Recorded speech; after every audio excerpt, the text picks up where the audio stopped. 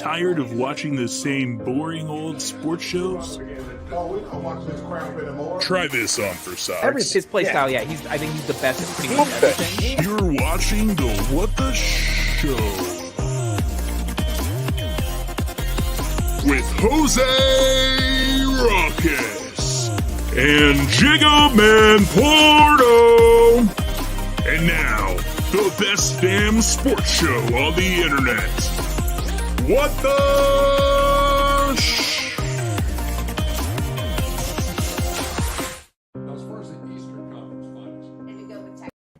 Oh, yeah, I love when that thing starts over. What's up, Jose? It's Tuesday. What's good, man? What's going on? Well, I mean, I can lie and just sit here and say, oh, nothing, just sitting down. Dude, we've had 3 shows back to back to back. Crazy freaking night. How's your Tuesday going, bro? We just went through today, got the work in, did all that stuff, came home, did a bunch of chores. Now we're going to talk some sports. Yeah, I got to tell you, man, I'm literally sitting here right now, been trying to do a draft with the auction draft, and I'm building the worst team ever, okay? Every time I come back, I'm like, oh my gosh, it's bad. We might have to talk about how bad it is as soon as it's over. All I know is I've got one receiver left, or excuse me, I only have one wide receiver. Dude, it's bad. I hear you can go deep on wide receiver this year. You don't got to be picking them up early on. So I don't know. Maybe we'll pull something out of it. It's auction league, and my money isn't there. I somehow went in on I really went in on Javonte Williams. Oh, really? Yeah, which probably wasn't the smartest play. Yeah, not the best. Yeah, I didn't even mean to. $35 on Williams, dude. This is There's potential there. Potential. Yeah. We'll go with potential. Oh, Zook, how you doing there, pal? My fiance didn't end up getting fired, so she took a Xanax and went to sleep. So I think I'm allowed to stay out tonight. Zook hanging out with us. All right, so I'm supposed to nominate right now in the auto pick. I'm just gonna throw Garrett Wilson out there because I plan on getting him anyways. You're such a homer. I am a homer, really? Like you wouldn't draft every one of your Steelers. I will say this. If I was a Jets fan, I would draft Garrett Wilson. Yeah. I'd probably draft 100%. Garrett Wilson. And I waited till the other Jet fan in the room had a Les Max offer before I put him up for nomination. Oh, here we go. They're messing with me. Thanks, Jerry Ferreira. Jerry's making me try to outbid. Let Jerry know. Let Jerry know that let Jerry know you're gonna give me his number, and I'm only going to text him at 8 a.m. every day with an update of Najee Harris's injury status, how he did in practice the day before, and an update because he got Saquon, Najee, and Justin Jefferson. And the only reason I remember that is because my fantasy league, I'm doing an auction. I'm going with the same strategy. I'm going in for 2 running backs and filling out the rest. I still can't even believe he got Jefferson. Yeah. It's been a crazy draft. Yeah. So some of the graphics, I thought we'd only be 2 of us tonight. So, I might take Zook's face off sometime. I'm probably not going to be here all night, so we'll be good. Can we start off with Team USA for the Baseball Classic, Jose? Dude, I've never seen such a stacked baseball team in my life. Oh, my God. Look at this. I mean, literally... You want to go down the list here? Yeah, I mean, let me get my full list here because obviously, like the ones that stand out, right, is Mike Trout in the outfield, Mookie Betts in the outfield, Bryce Harper, like that. Just those 3 guys in the outfield is just nuts altogether. And then of course Goldschmidt, who's had an MVP season so far this year, probably gonna win the National League MVP.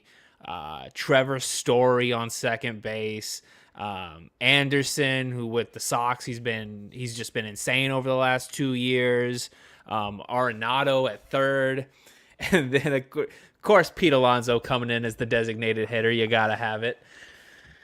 Is there anybody on that list? And I'll ask both of you. I'll start with you, Jose. Anybody on that you're like, I wouldn't have put him in there this year? There is a question of like why. I mean, it's about who declared, right? Judge didn't put his bid in for the World His bid Baseball in, yeah. Classic. He would have been in there, no He question. probably would have taken Mullins' place as a designated hitter, right? Yeah. All right. I mean, he is playing so good defensively now that, like, I don't know, maybe you put him in over Bryce Harper in right, but I don't know. It's hard. You got to fit both those guys on there, and I think Harper is the better defender. But there are a couple guys like if it was the World Baseball Classic was last year, Brandon Crawford probably should have gone in as the shortstop, right? One of the best defensive shortstops over the last like 15 years, and had his best career hitting year last year, but he's fallen off a cliff this year hitting wise. So Anderson is probably the better pick there. I'm not sure who you could really find like better than this group of guys. Freddie right Freeman. Here. Goldschmidt's a better first baseman than Freeman is. But Freeman's probably, and I'm a Mets fan, Freeman's probably better than Pete, honestly. And that's me being a diehard Mets fan. But again, it's if you're playing them at the DH, what are you looking for? Pete's probably, if you don't have Judge, you need some power bats. At the DH, Alonso just clears the bases. Yeah. Can, Cedric can Mullins, I don't know. Can one of you guguys pull up Mookie's numbers this season? Yeah, I'm actually on a list of the teams He right is now. so nuts this year. Like he's been good like all year, but over the last 2 months, his numbers have been. I don't know if you saw this a couple. I can't remember what game it was, but there was a situation. Mookie Betts in I think it was like the 8th or whatever, hit the go-ahead run. The other team came back. It was the Mariners. The Mariners came back. He hit knocked in another 2 runs, went to extra innings, knocked in another run. He's the first player to ever hit tying or go-ahead runs to save a game 3 times in a row. What do you got, Zook? Why isn't Mookie Betts talked about the way that Mike Trout is talked about? I think he is. I think he is on that side. People will clearly say that Mike Trout is the best player of the even if they're talked about, I think it's pretty clear cut if you're putting a hierarchy. And for me, someone that I'm a huge I put a premium on winning, legitimately going from the Red Sox, and he is the guy that put the Dodgers over the top to win the championship. I'm someone that I would potentially argue that Mookie's had a better career than Mike Trout. I mean, career-wise, you do have to, Trout's been on one of the worst franchises in the history of baseball his entire career. That's part of it. The other part of it is, Trout he's had injury problems for, the last, 5 years or whatever. He hasn't been able to get consistently out there. And Mookie recently has been putting up career years. With the Red Sox, he was just a really good player, a great player or whatever, but he wasn't putting up historic numbers or anything. Trout pretty much came into the league and immediately started putting up historic stats. I could be talking out of pocket, but I think Betts didn't he win the MVP on the Red Sox this year when he batted he batted .350, he had 32 home runs. I think they might have won the baseball is my least sport that I know. And he's won 1 MVP in 2018. Yeah, so it was that. That's one of the best years of. Again, am I playing a huge devil's advocate by saying anyone's better than Mike Trout? Obviously, but Mookie, I think Mookie needs more respect. One of the biggest things I wanted to pull up was, and even Smoke a lot Potamus in the chat said, pull up last week's numbers. Just for Mookie? Yeah. The last 7 games. That series they had against the Mariners, everything that he's been doing, he's been ridiculous. It's been kind of out of control. Right now they're beating us, which I'm not happy about. I was tracking that. He has...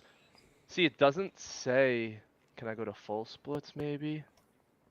Last 7 days. Okay. He's batting .410 with 4 home runs and 7 RBIs. I don't even know if they played every day, so he's at least averaging an RBI a day. He's doing that on 22 at-bats. Yeah. So he's basically 33% of his at-bats he's hitting in a run, which is crazy.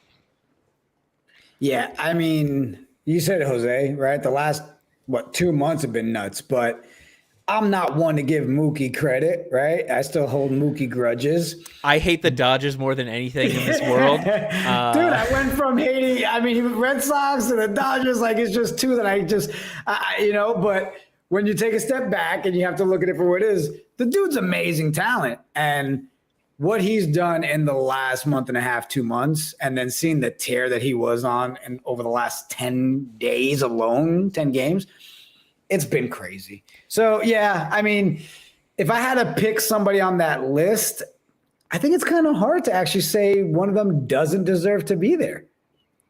It's like I said, I can't remember ever seeing a more stacked lineup. And like the World Baseball Classic, the U.S. team has had some pretty good lineups in the past. This one's just insane, man. Where's this guy?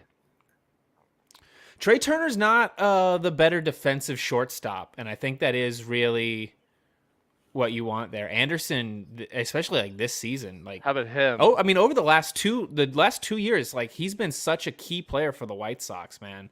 How about Bogarts or Seager? You'd still like Anderson over. Anderson's really good. So I'm not saying this to like slight. I'm just comparing now. Seager, I would say like maybe last year or the year before, Seager would probably get the nod. Him on the Rangers, he hasn't been as good. It really is like, I think like defensively, I think Anderson is like much better than these guys defensively. I agree. Well, real quick, shout out to everyone in the chat. We got Kung Fu D in there. We got Smoke baseball fans, baby.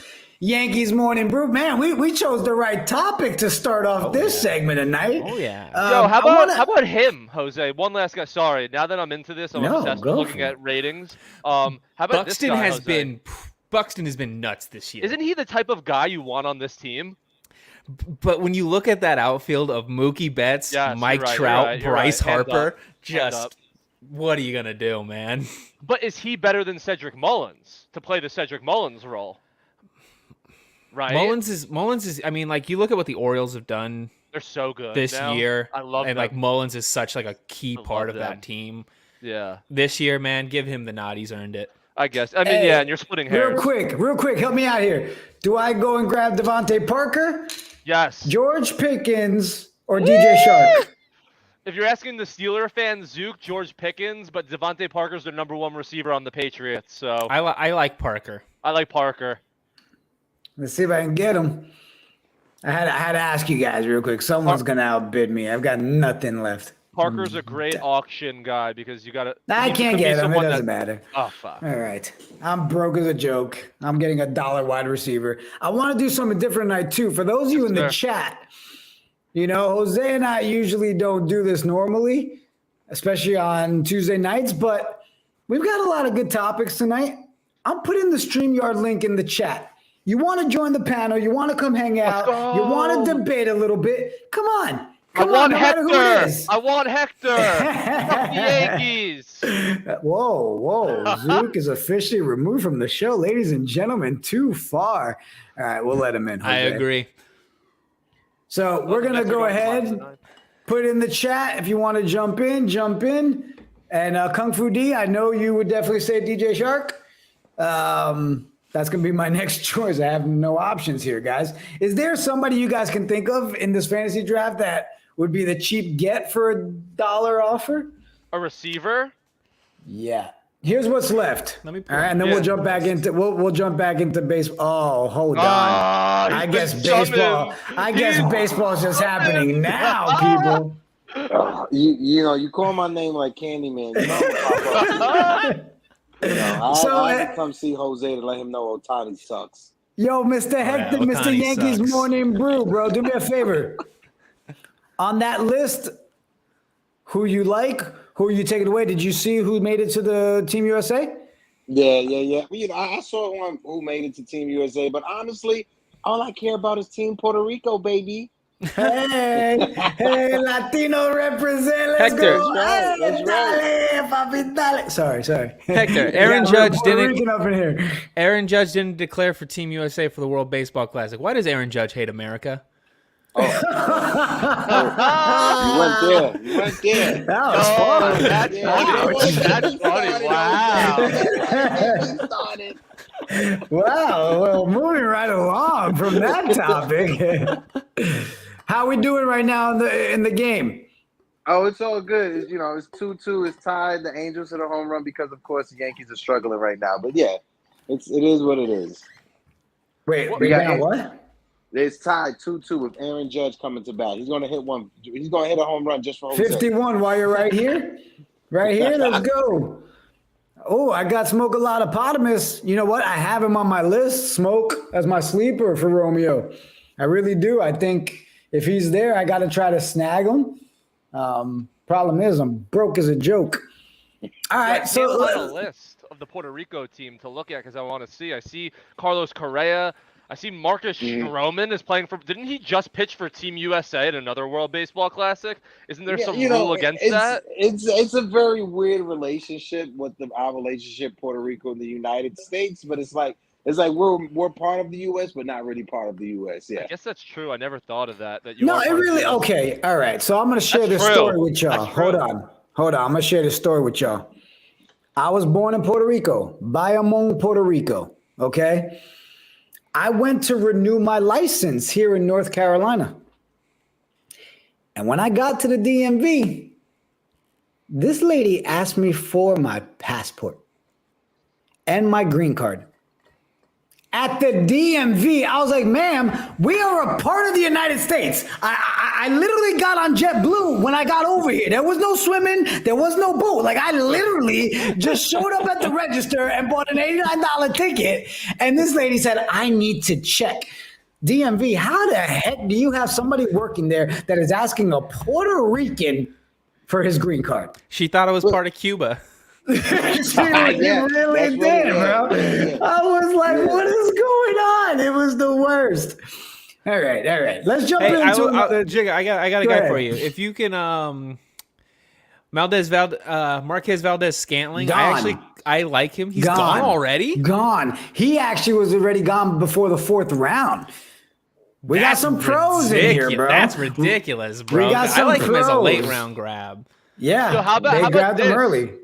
I think Laviska Chenault just got picked up by the Panthers. Who? Can you say that 10 times Chenault's fast? terrible.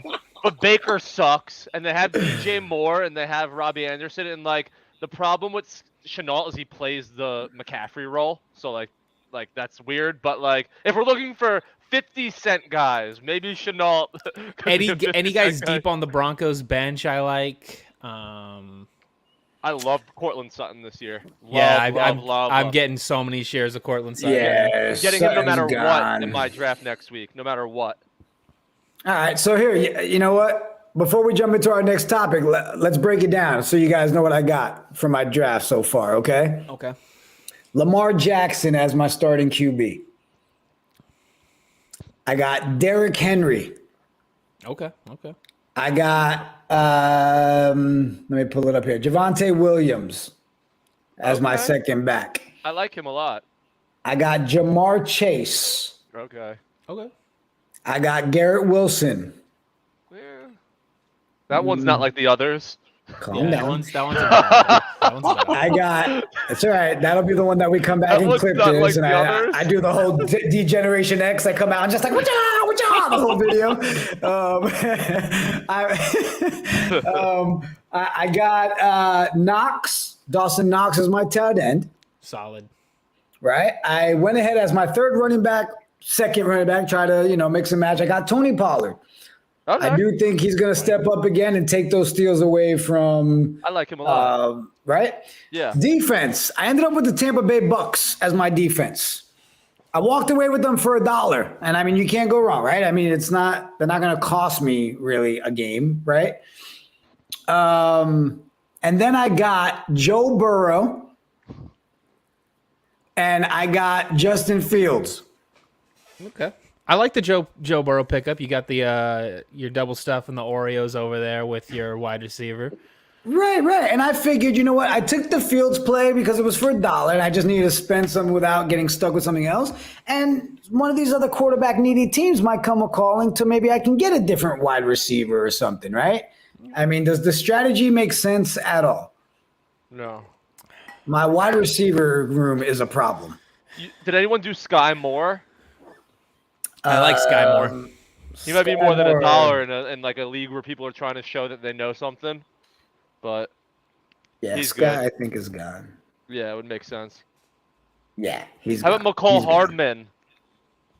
Yeah, I mean, Cole's there. That's just a play, and the Chiefs are going to score, and like some receivers have to catch something. And like being a Steelers fan, I could tell you for certain, Juju Smith-Schuster is not a #1 wide receiver.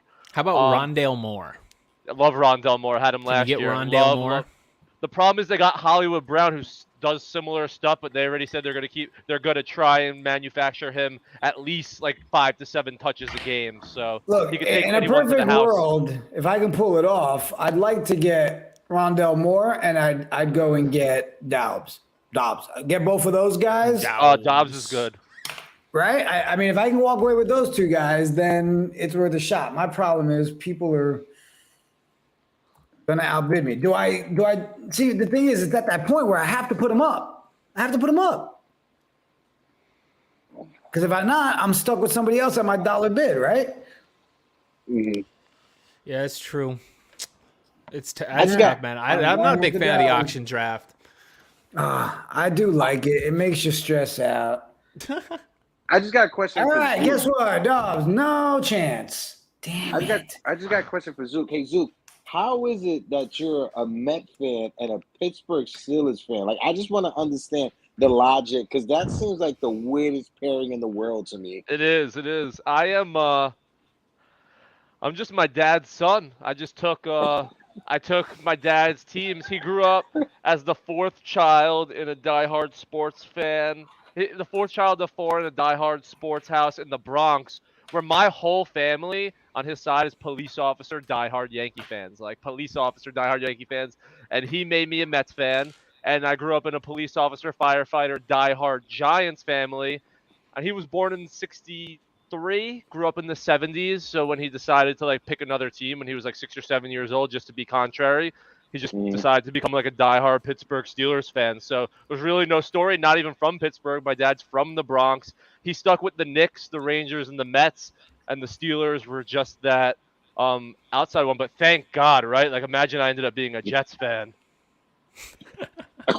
I didn't Nothing say worse, that. man. Nothing worse. We're just gonna keep kicking this guy off all night long. Like, you know what? I hope his girl wakes up at this point and his phone rings and he has to leave. This damn guy. All right, this draft is happening over here. I shit in the bed. Let's jump into our next topic, guys. Did you see the Nebraska and Northwestern college football? You heard what happened there, Jose? Yeah, so they're playing over in Ireland. They're doing like an opening game in Ireland or whatever. Weird for Nebraska and Northwestern to be in Ireland. That's like what you expect Notre Dame to be, but whatever. A bunch of the credit card machines and computers all went down in the stadium or whatever. And so they just started giving away free beer and food. Oh my God. Literally, they got free beer and food the entire night. Yeah, because their machines went down. Oh, you That's can cover pretty my sweet. face with the free stuff. I don't mind. You can cover my face. It was a good game, though. It was a great game. Oh, yeah, you just love watching Nebraska play, don't you? I almost had to take over the KOD Media College Football Show because I was going at it with DiCatrio, who's our expert on college football. He's a Texas fan, so I respect him sticking up for his guy. Casey Thompson, who's now the quarterback in Nebraska, was looking good early on, but I said, no, wait, you'll see what happens. It ended up happening. He threw 2 picks. Northwestern got away with a win, but Nebraska, man, Scott Frost should have stayed at UCF and made the football version of Gonzaga because he legit had it made, and he got a little greedy, wanted to be the prodigal son to Nebraska and bring him back, and that shit has just, like, burned up in his face ever since. I tried watching this game, man. I saw a bunch of bits of it on suck. the Twitter and everything. It's everything. It's exactly everything I hate about college football. That's why I don't watch college football. I'm watching these guys. They're lining up with like 3 running backs in the backfield, no quarterback. It's like, come on, man. It's 2022. Well, I mean, we're talking college football, so I got to do the plug. I Let's mean, go. it just seems like the perfect time. Why wait till later? KOD University tomorrow night, 10 p.m. Eastern. Ah!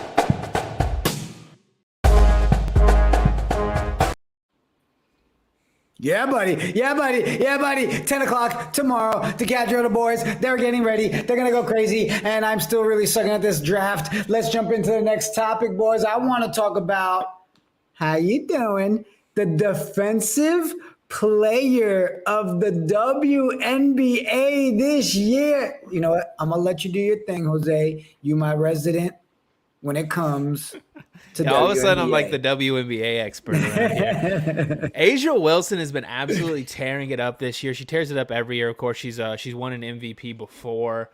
She's probably going to win the MVP again this year. And this morning, she was just awarded the Defensive Player of the Year award. The Aces are incredibly dominant. Her and Chelsea Gray are making just like an incredible scoring duo, and they're really great defensively too. They did just go and lose the first game of the second round to the Seattle Storm. I saw that. Exciting game, such a blast. But I'm happy for Asia. She's one of my favorite players in the league, and I'm hoping that she wins the MVP as well. It'd be pretty sweet. She wins the MVP and Defensive Player of the Year same year.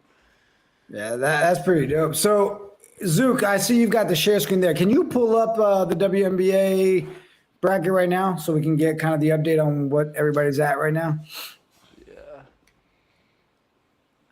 I'm glad, Jose, when before it started, where we started talking about where we might put our money, that we did not pull the trigger on making any bets because it would have ended horrible. All right, so what do we got here? It looks like we got Seattle versus Las Vegas. Like Jose just said, Seattle picked up that dub 1-0. And then we got Chicago versus Connecticut. Connecticut with the lead 1-0. So interestingly, the two lower seeds pulled off the upsets in game one, which I'm sure Jose will let us know why that is probably going to lead these two series to, be some good semifinals leading up to the finals. Yeah, I was really surprised to see Chicago lose this first game. Chicago seems like the much better team in this situation, especially like high scoring wise. They're the defending champions. They're very, very good. I expect them to win the series, but Connecticut played very well. So I mean, there's a chance here for this series to go up to like 5 games or so, I think. But I wouldn't be surprised if they come out and win like the next 3 in a row. But the Seattle Vegas series is going to be a barn burner. Sue Bird wants to win one more finals before she retires, and her team is playing like they want to win this finals. Breanna Stewart is playing out of her mind right now, scoring. Sue Bird is essentially just working as a facilitator and like locking things down on defense right now, and it's working very, very well. They got the early lead. They took the lead in the first half. Vegas came back, and then going down the stretch, Seattle was able to come back and take over the game and get the win. It was such a great game. I expect this series right here, it might go the full series. Like we might be dealing with Game 7 situation over here. Mm-hmm. So Seattle has Tina Charles, Breanna Stewart, and Cappie Pondexter. Those are 3 really good people, because I also saw on the other team that lost to the Chicago, it's the Sky, right? Is it the Chicago Sky? Chicago Sky. And the Connecticut Sun? Yes. Chicago Sky was Candace Partner and Courtney Vandersloot. So yeah, there's some really good players, some like brand names, like older players that I remember watching in college basketball a decade ago that continue to make it further and further into the playoffs. How many championships does Candace Parker have at this point? I want to say That's a that good she question. has I'll pull it up. 3.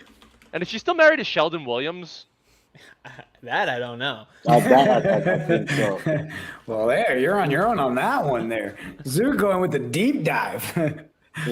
But with the Connecticut Suns in this last game, at the end of the first half, they were losing. You know, if I'm not mistaken, I think it was by double digits they were losing, and they went on a run to end that first half, and you saw it carry on in the second half. Quick shout out to my guy Sean Alisay. He actually covers the Connecticut Suns. That's why I even know any of the information. Oh, damn. But after the end of the during the post game like interview with the reporters, you heard that they tried to set a tone going into the second half, and to have that tone what leads them this rest of the series. And I will say, Chicago lost the first game in the series against the Liberty as well. They came out and lost that first game. So maybe they're a team that just right now needs to settle into a series and get started with their game plan, figure out what adjustments they need to make, and then be able to take over a series. We're just going to have to see. Yeah.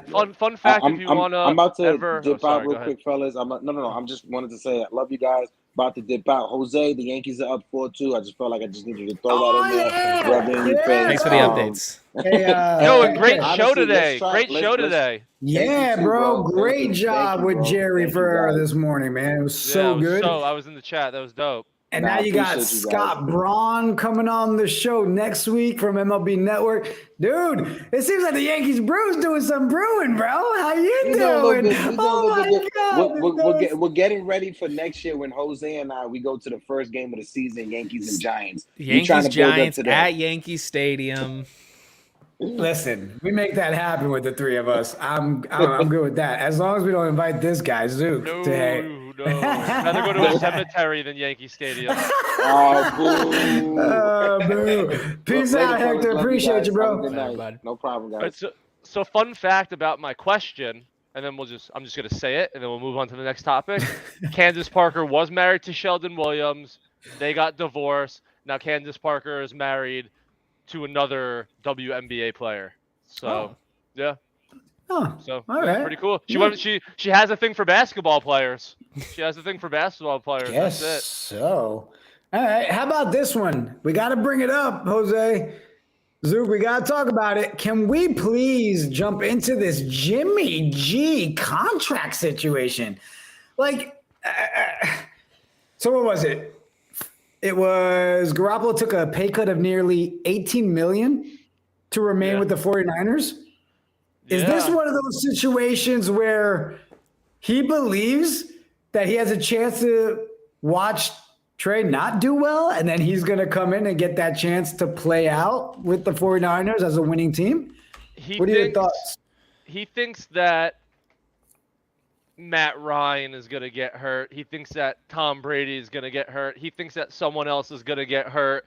That now, because he carries a cap hit of so little, someone else is going to be much more willing to trade for him, especially in the middle of the season when that number each game will come down and come down. Because face it, like if you're like someone like the Colts who may not win a Super Bowl but can make a playoff push, definitely. Like if Matt Ryan gets hurt, you're probably not spending $25 million on Jimmy G, but you're probably spending 5 or 6. So Jimmy G probably thinks that this is his best opportunity to play somewhere else this year. Plus, we know his contract. He already has $120 million to not do that much. I mean, he won games, but him personally didn't always have to do too much. So I think when it comes to the financial side of things, he's well taken care of at this point. I believe for like Jimmy G, the contract, like it's more guaranteed money for him for the season, but then like the incentives and things are obviously not going to meet up to that. I find it interesting that the 49ers felt the need to lock up Jimmy G for a year. Now, obviously, I'm a Seattle fan. I'm a 49ers hater. It is what it is. But it's just strange to me that this isn't what you see teams do if Trey Lance is the guy, if he's their guy, and he's going to be the starter all season, and he's going to take them into the playoffs. They expect him to be the guy. Why are you restructuring the old quarterback's deal so that he'll stick around. Because if they just wanted to like trade him, they could have just traded him, right? There were calls that Seattle made calls to try to get Jimmy Garoppolo. They told them no, they didn't want to face Jimmy Garoppolo inside the division. But also, if they just wanted to let Jimmy Garoppolo sit, it's the cap hit's not super crazy to whether you expect them to go sign somebody or pick somebody up, right? So I don't understand the need to restructure this deal to get Jimmy Garoppolo back in the building. They're putting the no trade clause in there, all that stuff. So why do they want Jimmy Garoppolo around still? Yeah. Go ahead. I was going to let you. No, I was just going to say, again, I think the move is actually, like, I don't look at it as a lot. I look at it as the opposite. I think with that contract, like, they just really weren't able to trade him or get, like, what they thought was of an equivalent value, that this move actually does the opposite. And I think now, with his salary being this, there's a lot higher chance of Jimmy G being on someone else's team. So although it makes it seem like they actually worked something out, I think what they worked out is actually an easier way for him to exit. But if that was the case, why the no trade clause in the contract? Why give Jimmy Garoppolo the ability to decide where he wants to go? Here's my thing. Hold on. Here's my thing on both of your guys' answers. Number one, hey, they keep him. Maybe it's we got a great backup who really is a number one that we kind of trust, borderline number two, right? Okay, great. That's why you restructure, you keep him.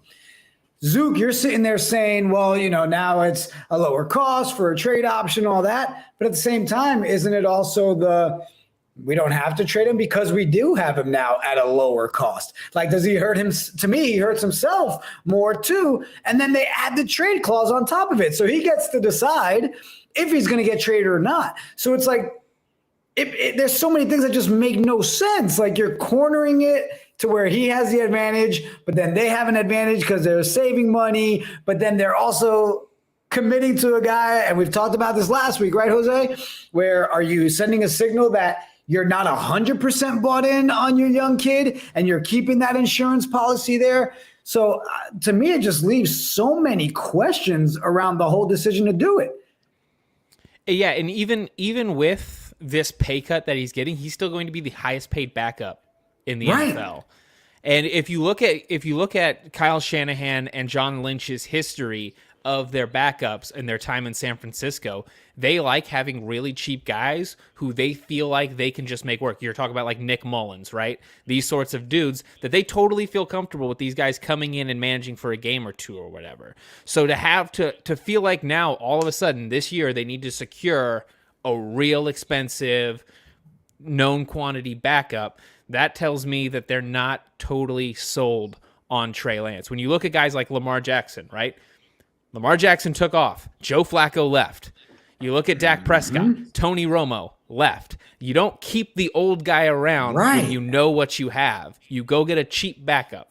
You find a way to get this guy out of the building so that he's not hanging over Trey Lance. I've been beating that drum for weeks when we've had to talk about Jimmy G. I really feel like it's clear every week, more and more, they're saying we're taking the risk with him because we have so many pieces that we can throw a young kid in there because we are a Super Bowl contending team. Let's see how he does. And then if not, we know we've got our security blanket in Jimmy G. And after this contract, I think that I stand firm on that opinion. They're not 100% confident that Trey Lance is the answer for the 49ers. There is one other possibility. Oh, yeah, go ahead. Then I want to ask a trivia question, but yeah, go ahead. Cutting the cap. The 49ers need to make room. They need to make some cap space room. They have a couple guys that they're going to have to sign here pretty soon. But there is still a free agent available right now in the NFL that they possibly could be cutting cap to get, and that's Odell Beckham Jr. Mm-hmm. He is tied to potentially going to the 49ers earlier in the offseason, but everything's sort of been on pause with him while he gets his stuff figured out. And so, But he's also still recovering from an injury as well, right? exactly, So, yeah. He's weighing his options. He's recovering from the injury, where he's going to come in, at what price. And let's be real, he's one of those guys that he can wait, half of the season and then decide what contender he wants to go to. You saw what happened when he came into the Rams mid-season last year, and he was exactly. good. Yep. No, that's a good call. I mean, cutting that for OBJ makes sense. Zook, with your random, I have a trivia question. Zook's got trivia. Okay. What if I told you that Jimmy G was the second highest paid backup in the league? Who would be ahead of him? Joe Flacco? No. No. And it's by a lot. Sam Darnold? Really? Yes, Sam Darnold. Yeah, and now Sam's injured too. You saw that? That This fifth-year dude option can't catch a break. Darnold's getting paid $19 million this year to sit on the bench now. My question is Sam Darnold really hurt, or is he just saying, screw this? I'm taking the injury bug. Poor dude. Poor Sam Darnold, man. Just can't catch a break. I was a diehard Sam Darnold fan coming out of college. I loved him at USC, and it sucks, but it's just you can look at that whole draft, right? Like, Baker is now the starter, and Sam Darnold's the backup, and now Josh Allen's the top 5 quarterback. Lamar's an MVP. Josh Rosen just got cut by the Browns. Like, it's such an inexact science. It's nuts. It's nuts. That's so crazy. And it's funny how people keep their jobs, right? Like, not even to go on a rant, but like, to use myself personally, like, the Steelers just stumbled into Ben Roethlisberger. He fell to them with like the 11th pick. Like, there was no science to that. Like, what if he ended up stinking? Like, who knows if they would have ever gotten someone else? Like, Bill Polian. Like, what if Peyton Manning wasn't, like, he didn't do anything to get Peyton Manning, right? Like, Peyton Manning just kind of like, there's such an inexact science as to who gets to keep their job because someone falls to them or they just happen to get the first pick. And there's nothing they have to do because they get to choose however they want. That GMs, like, that conversation of who's an actual good GM, I always find it so interesting because it's all circumstantial. Yeah, I don't necessarily judge like the drafting or anything like that because it's so crazy and so hard to determine how you're going to hit or stuff. There 100%. Are people like Seattle, I think, just drafts very poorly for the most part. They're very into trying to find like diamonds in the rough, and they've managed to turn some of those guys into really great players. Bruce Irvin's time in Seattle, even though he didn't play particularly well anywhere else, Bruce Irvin was great in Seattle. But I think more like you have to try to judge GMs more on like their ability to make cap decisions, their ability to do their trading and all those sorts of things. And a lot of those guys suck at it too, and they still keep their jobs. Who was the guy that didn't you also try that with Aaron Murray? Was that his name, or Aaron Curry? That name's not ringing a bell. Was it you guys or someone else? That he was like very similar to Bruce Irvin, but it was Aaron Curry out of Wake Forest in 2009. You drafted him first round, fourth overall. I'm telling you, 2009. That was a different administration. He was the same as Bruce Irvin, like the rawest, just athletic, like did nothing real in college, and he was just one of the bigger busts. And what you're saying, how the Seahawks like to go for that kind of boom or bust instead of like maybe we'll guarantee ourselves with a B+ player, we'll take an F or an A+. Yeah. Here's my next topic. Did you guys see Chris Sims calling out and believes that the Ravens will be the team to watch in the AFC North, taking that completely away? Zook, great time for you to stop by for a conversation, bro, without even being planned. Yeah. Chris Sims, all in on the Ravens. And I looked at a lot of the comments afterwards. A lot of analysts all in on the Ravens, bro. I'll start with you, Zook. No, I mean, all right, I'll be as unbiased as possible. The Bengals are clearly better than the Ravens, just from like top to bottom, like legitimately top to bottom, especially with the upgrades that the Bengals made on the offensive line this year. I saw Jack Settleman had a tweet about it today, and like I never want to like side with Ravens fans because I think they're all scum. But he tweeted who their their playmakers were, and it's like legit. They're trying to make it as hard as possible for Lamar Jackson to be good when it comes to like skill positions. And I don't know. I mean, I don't fear the Steelers are 1-3 against Lamar Jackson. So say whatever you want about the Steelers. I certainly don't fear him.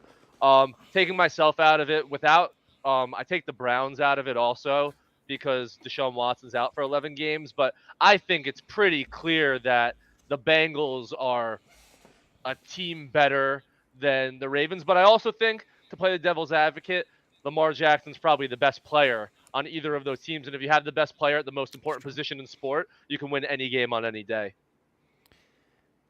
Jose, I know you got something to jump in on this one. This is such a weird take from Chris Sims for me to be like, oh, yeah, look out for the Baltimore Ravens. I expect them to be good. They've been consistently good for like 15 years. Like they're always a pretty damn good team. Like they're always it's not like crazy breaking news, but yeah, like they're always in conversations to win their division. Like it was been like them and the Steelers were the two dominant teams in that division for a while, and now it's looking like we're going to go into an era of it's going to be the Ravens and the Bengals for a little bit. But it's like the Steelers and the Ravens were always the teams running this division. They made it to multiple Super Bowls. That's a good organization that puts like. Even when you look at their rosters and you're not 100% sure about the roster, they're always like playoff potential there, making it to the playoffs, maybe making it to a Super Bowl and stuff. Like, yeah, like if you came to me and said like, oh yeah, the Ravens might win the AFC North at any time in the last 5 years, I'd be like, yeah, they probably can. They're a good team. Yeah. This is their depth chart that I have up here. And you look at the offense, like we said, like, running backs, none of these guys are studs, so none of them are moving the needle for me. We don't even know if J.K. Dobbins. Oh, Mike Davis is a stud, baby. We love Mike Davis. He's good. He's good. He's like any other starting running back in the league. Rashad Bateman, flash, but again, you never know. Prochet and Duvernay were like really good return men in college and slot receivers. You're not writing home about them. Mark Andrews maybe now taking the throne. Last year he did as the best receiving tight end in the league, even with Lamar Jackson out. He had the best stats. Nick Boyle and Isaiah Likely, those three may be their top three receivers at the end of the year, and they play the same position, so that's to look at. Then their offensive line, they upgraded. They got Linderbaum, who I fucking was dying for the Steelers to get. And the Ravens always draft better than any other team in the league. They got this guy who's going to be a Pro Bowl center in the next 2 or 3 years. Ronnie Stanley is a great left tackle. Kevin Zeitler, I think they traded for. And Morgan Moses comes from Jigga's world. Morgan Moses was a very serviceable right tackle for the Jets last year. Surprised they didn't keep him. But again, with Font and Becton, you kind of think that there was no place for him. You go to the defense. The one thing I want to say about the Ravens, and this is as a Steelers fan, you can close your eyes when you look at the depth chart because it doesn't matter what 11 players they have on their field. Their defense always slaps. I don't know what fucking scheme they run. And even though now Wink Martindale... Breaking news for Jose Ruckus and for me. Judge just got 51. Let's go, Judge. Yeah. Okay, sorry. We're back. I was saying it doesn't matter who they are because their scheme is ridiculous. Albeit Wink Martindale is now the defensive coordinator. I'm pretty sure for the Giants, it doesn't matter. They got killers. They got Owe. They got Tyus Bowser. They also drafted David Ojabo, who would have been a top 10 pick if he didn't get hurt. He'll be there next year. We know Marcus Peters is a badass. Marlon Humphreys is a badass. They just cut Tony Jefferson today, but they already have a three-headed monster. But Kyle Hamilton, another steal that they got in the draft, who isn't even starting because they have Marcus Williams, who was an all-pro and Pro Bowler for the Saints, and Chuck Clark. So, look, they have the best player maybe in the league, most dynamic Justin player on Tucker. offense and a defense, and the best kicker in the league. Yes, they're a Super Bowl contender. I'm not naive, even as a diehard Steelers fan. Good takes. You know what, guys? I think we need to do a little bit of sports history, and then we'll jump into a lot more topics. Check it out.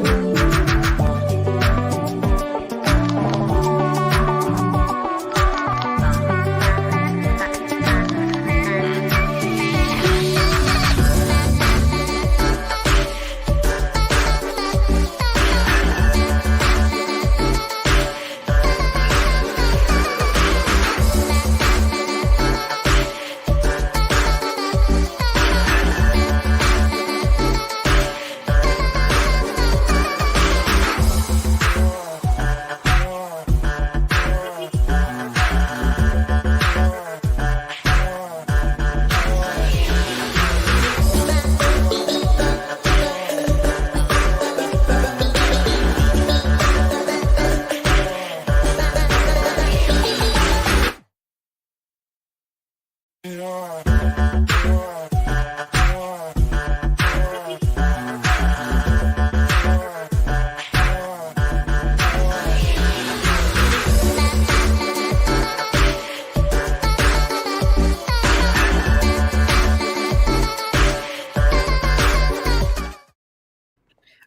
love sports history. I really, really do.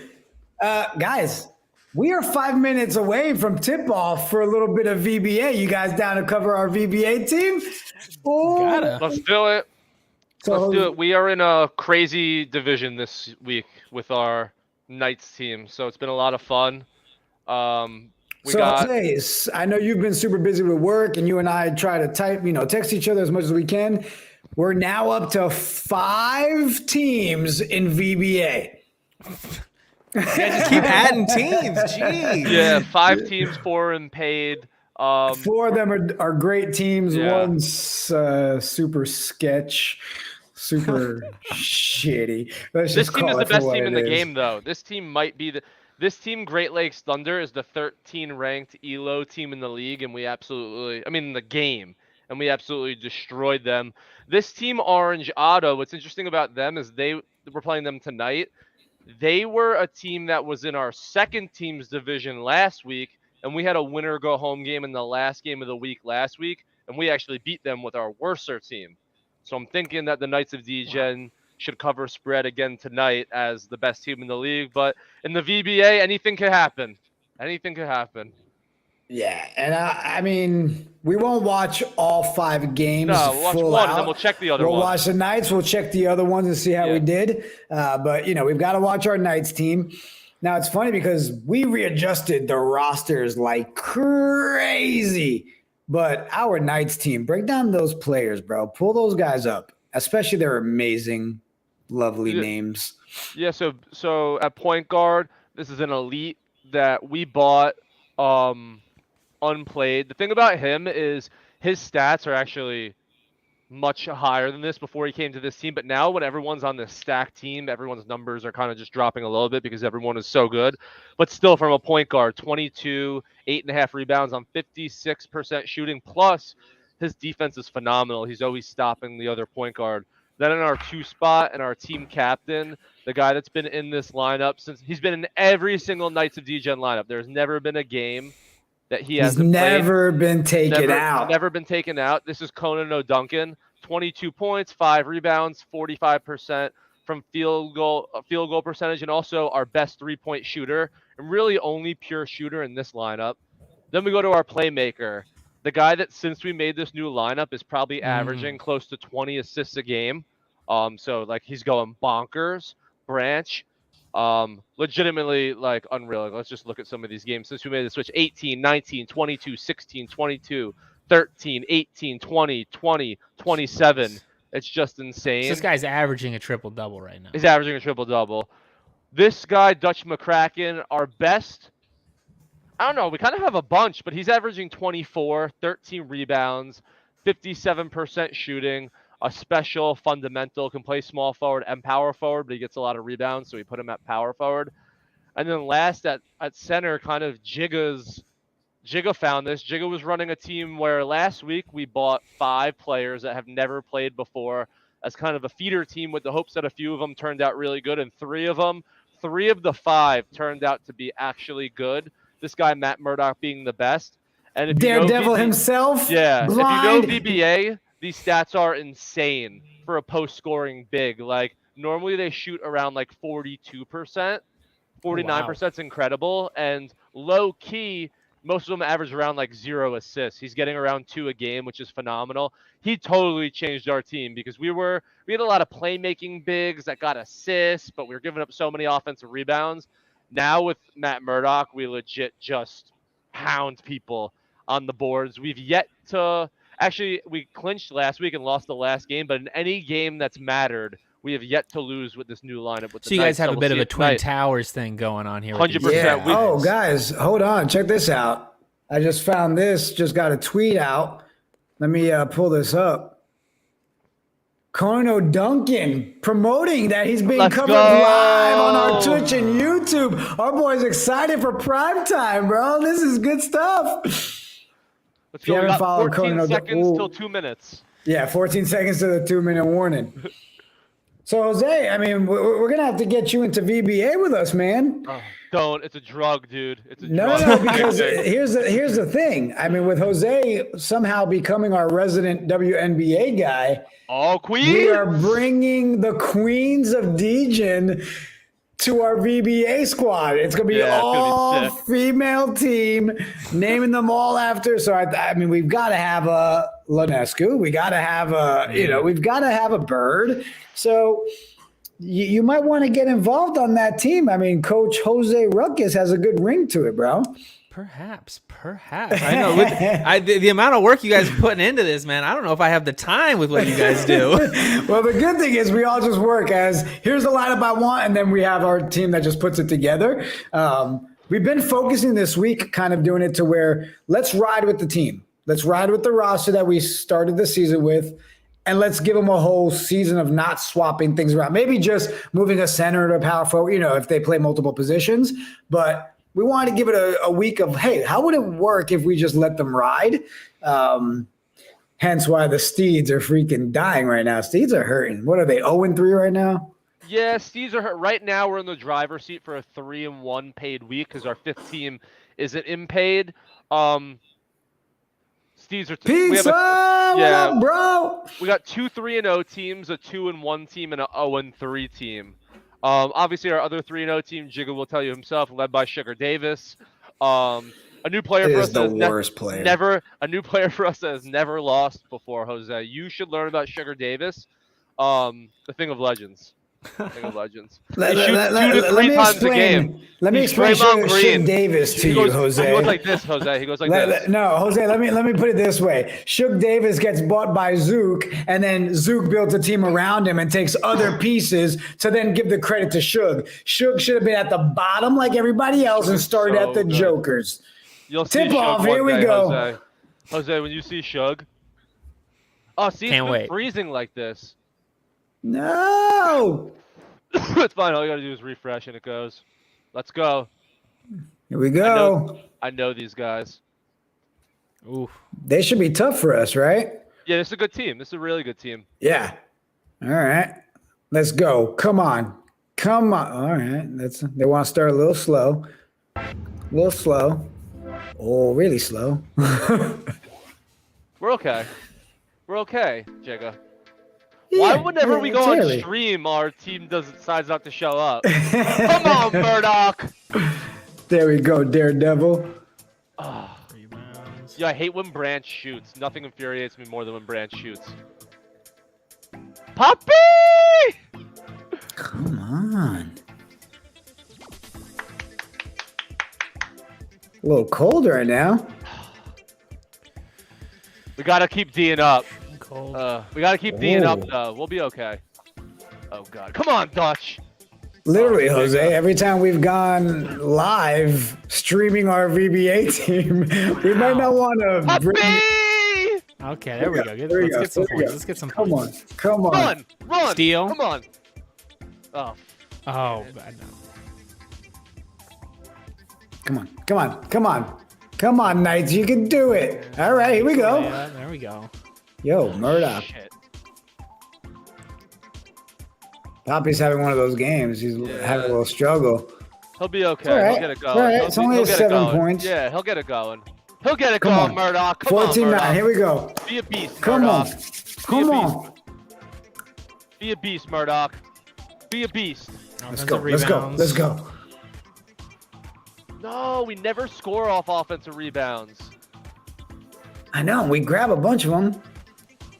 All right. Come on. We'll be okay. We'll be okay. Turn it We'll around. be But okay, here we go. Branch. Here we go, Branch. Take over the game, Branch. Take over the game, Branch. 19-11. Got to put up some threes. Missing layups. Oh, my God. Yeah. Yes. Easy rebound. stuff. There you go, Conan. There we go. Come on. Someone give it to us. Give me a big one. Here we go. There we Dutch. go. There we go. Let's go, let's go, let's go. boys. Dutch Daddy. Let's go. Ooh. Oh, Dutch. Alias. This is Come new on. alias. Okay, 19-13. Come on. Wow, I've never seen us miss so many layups.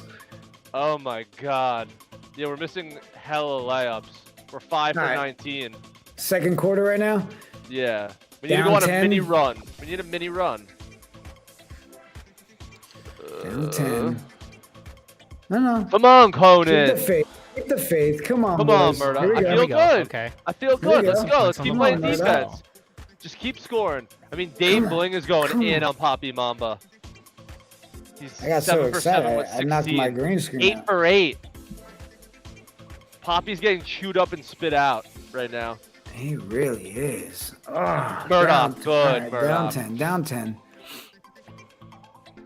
Yo. Man, we need a Murdoch. run. What are we doing? Yeah, this is tough. Yes! Come on, baby! Oh, shit. Okay. All right. Well, we keep saying this is the moment. This is the moment! This is the Here we go, moment! Dutch. Here we go, Dutch. Oh, that would have been big branch. That would have That's been right. big Down branch. 8. Down 8. Come on, boys. Come on. Oh my God, they're literally freezing out. Conan, Branch, and Yo. Poppy. Yeah, this is tough. This is tough. Down 10. Come on, Murdoch. All right. Okay, Carry there us we go. to the Come on, championship, Jay. Murdoch. Come Yo, on, they're boys. dominating the boards right now. Come on. There we go. Cut it in. Cut that lead. Come on. Cut that lead. That's tough. Oof. They keep holding us at bay. Come on, Branch. 10 plus points every time. Matt Here we go. Murdoch, come on. Now get a stop, boys. Now get a defense. Now run, Block. Poppy. Let's go. Defensive Come on. rebound. Come on, Conan! Let's go, Conan for Branch. 3. Come Let's on, go. Conan. Back in it. Let's go. All right, let's go, Conan. Yo, Dave Bing Lock him is 10 down. for 10. Lock him down. 10 Lock for him down. 10, dude. Lock him down. Oh, every time we get close. All right. It's all right. Oh. Yes, come on, Poppy. Okay. Come on. Okay. If Poppy picks up a Pass little out bit, of bounds. we start. Okay. Let's go. Come on. Come on, Murdoch. Offensive rebound. Come on, Murdoch. All right. Get Down another 8. Down one. 8. Get another one, Murdoch. Keep going. Steal. Steal from Murdoch. Block. Offensive block. rebound. Come on. Yes, Here Murdoch. we go. Come on. Okay. There we go.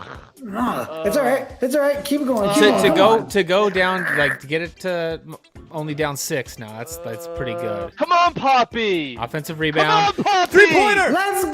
Oh. Let's go. Come on, boys. Don't I just stop. want We to go can on do one this. run. Just go on one run, boys. We need them to stop taking layups, obviously. What the Just hell go is going on one with our run. layups today? Yo, and this guy Dave Bing is 11 for 11. 12 for 12. Jesus. 12 for 12. Oh, every time we get within 6. That's it. Look They're at our missing shooting easy, percentage. This is easy embarrassing. shots. 14 What quarter? for 45. Oh, man. 14 for 46. Wow. This was Falling a. behind hard. Okay. Okay, mid-range Come on. Jay. Nope. Dead. But Is this the 4th right now? Third. 3rd. All right. I'm not losing faith. Come on. We still haven't had a run. How do we. 15 for 40, 16 on. for 50. Jeez. Yo. We can't Come on, stop them boys. now. Come on, boys. Get on mid-range a jumper. run. Mid-range jumper. Come on. Step it up. Come on. Block. Come We get on. Why the can't we defensive go on rebound. one of those runs people do against us? Here we go. Here we Okay. go. Come on. Ah, Yo, come on. Dave Bing is 14 for 14.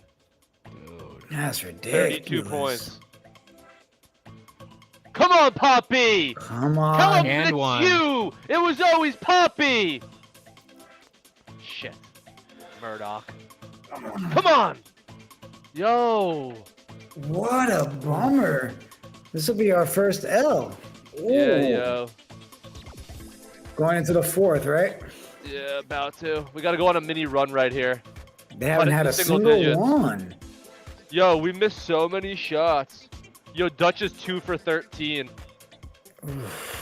Conan, saying All right, not down by die 12. Down yet. by 12. Down by 12. Come on, boys. Come on. Traveling, Give us a hit another run. one, Conan. Give us a run. Come on. Down There it 10. is. Let's There go. it is. Come on. We're the Give us a Knights. run. We're the Down Knights. 10. Come on. Pass the ball off the teammate's face. Yo, Turn Murdoch. around, boys. Turn around, boys. Come on. Come Nice on, defensive Conan. rebound. Coon. Yo, Dutch Oh. sucks. Dutch is. This guy's Dutch is Kowalski is struggling. in his jock. Come on, Poppy! Okay. Come on. Come on. One Down point 9. for life. Start of the fourth. Oh, Here we go. Conan. Misses. No, it's okay. It's okay. Start of the fourth. Fuck. Come on. Oh, kissing me Come on, off. Poppy. Dunk. Come Uh-oh. on, go on a run. Here we go. Here we go. Here we go. Defensive rebound. Let's go. Alley-oop for the Come big on. dunk. Let's Come go. on. Let's go, boys. Get in the game. Get in the game. Lock him in. Lock him in. Come on. Yo, David Bing, who is this guy? He's amazing. Come on, Murdoch. Oh, anytime we get even close. Murdoch. It's all right. It's all right. We got time. 9 minutes. Boys, come on. Right now. Turn it up for us. Get a stop. And make a rebound. And make a layup. Missions, get the Jesus, it's rebound. basketball. 20. This is Down basketball. 7. There we Down go. 7. Come on. Come Dutch on. gets it in there. Block. Come on. Offensive rebound. Come on. Block the Get a shot. rebound. Come on. Let's go. Get Miss. a rebound. Oh, God. What is going on, guys? Pass We out of need bounds. this. Turnover. Come on. 2-point jumper. Come on. Down 5. Oh, it's all right. Down All right. 7. All right. Come on. Come on. Come on. Down 5. Down 5. Down 5. Oh, Oh, my God. Oh my gosh. You Steal. asshole. You fucking asshole. You fucking Down. loser. You loser. Back to 9. You'll never be anything in life, Dutch. You'll never be Dutch. anything in life. You'll never be anything in There's life. the You're dunk. a failure. Conan says not yet. Oh, come on. No, Dutch lost Three-pointer. this game. That might be the Dutch. dagger. Dutch. That was. Dutch is 4 for 16 with 3 turnovers. You can't have that, Dutch. You can't have that, Dutch. That was brutal. 6 in the ball, and Dutch just gives it to them. Yo, Dutch doesn't have what it takes to be a champion. Dutch is not Sugar Davis. We could definitely put that debate to bed. Ridiculous performance on national television in a night game. You can't make layups. You can't rebound. You can't Guys, make 29 for 75 is no shots. bueno. Ridiculous. It's honestly embarrassing and rude. They let us down. It's all right, though. You know what? It's the first loss for them. Should we watch Knights of the Round Table so we could scream at each other about Sugar Davis? No, I don't want to talk about it. Dave. So what you mean is you're tired and you want to go to sleep. No, we've got more to cover. Listen, Yeah, if you we guys are got some more down, stories. We got more if you guys stories. are, yeah, I mean, let's see the results on these other ones real quick. Should we see the These Sugar are the- Davis game? Shug! Let's go! Sugar Take Davis! it. 79 of 76. Yeah, MVP, the big show, No, not Sugar no. Faker. See, but it's like that. It's like the thing where Sugar Davis will never win MVP, but you go into the locker room and everyone's like, yeah, Shug, Shug, Shug. It's like Steph will win the MVPs, but Shug is Draymond. Oh my God, Jose, 0 for 9. 0 for 9. Yeah, 0 for Sugar 2. Dave. Over 2 for 3. 18 18 rebounds, though. 4 Board assists, man. 2 steals, 2 blocks. He just does everything. Board 9 man shots gets is way paid. too much. He needs to be shooting 3 times a game at most. Yeah, it's crazy. He does so much, but yet look at the big show production. I don't know. I mean, you know, Look at everybody Shug. else- yeah, he doesn't even look like a Shug Davis. All right, like it Yo, should definitely be like Jose, he's never Filipino lost a VBA sensation. Game. Never lost. He's never lost a VBA Never game in his lost. career. Okay, no, we have Next. more games. We have more games. yeah. That's Show 1 us and the other 1. ones. Steeds, if they lose, they're probably out. Yeah, Steeds have been hurting. Oh, and the B-Town Bison are good, so we're dead. Yeah, got killed. Oh, killed. Yeah, that's our weakest team right now. We Yeah. need to. This team sucks. Yeah, we They need need to some turn Sugar it Davis around. in their lives right there. But See, even Sir Sugar Davis Pizza, would thank take you, this Sir team to the Pizza. championship. Sugar Davis is horrible. He's terrible No. on No, offense. no. That he's like a No. Udonis Haslam, okay? It's He's about like a culture. Draymond Green. He's like a Draymond It's Green. culture. Yeah, he's Draymond He Green. should not be on He that goes team. like this. He goes like this on defense. He goes like this on defense, and you can't get by him. It's sugar wavy culture, inflatable baby. man. Sugar Next. culture, baby. Jose knows. Jose's a Sugar Davis stan. I am. Yeah, he knows. He knows. He's what a it takes to fu- be a champion. Jose. He knows what it we- takes It's all we it's gotta all about talk. the culture, We bro. gotta It's all talk. It's about all the about culture. the culture, baby. Okay, this. I'm telling you, if you don't have Oh. Sugar Davis, you don't win. You Oh don't my have- gosh. Sugar Davis is the only guy who's won tonight. Yeah, this was a man. We Jeez. just had a bad night. This is just bad shooting from these guys. who played. Oh my God, crack! Everybody shot bad. Everybody, the algo really got us tonight. Our guys were Okay, just and then our team so- that doesn't count. which has been doing pretty well, right? Dead. Dead. Oh, what a rough night. Take it off the screen. I don't even want to see it anymore. Rough night in the kingdom for the VBA squad. That hurt. It hurt.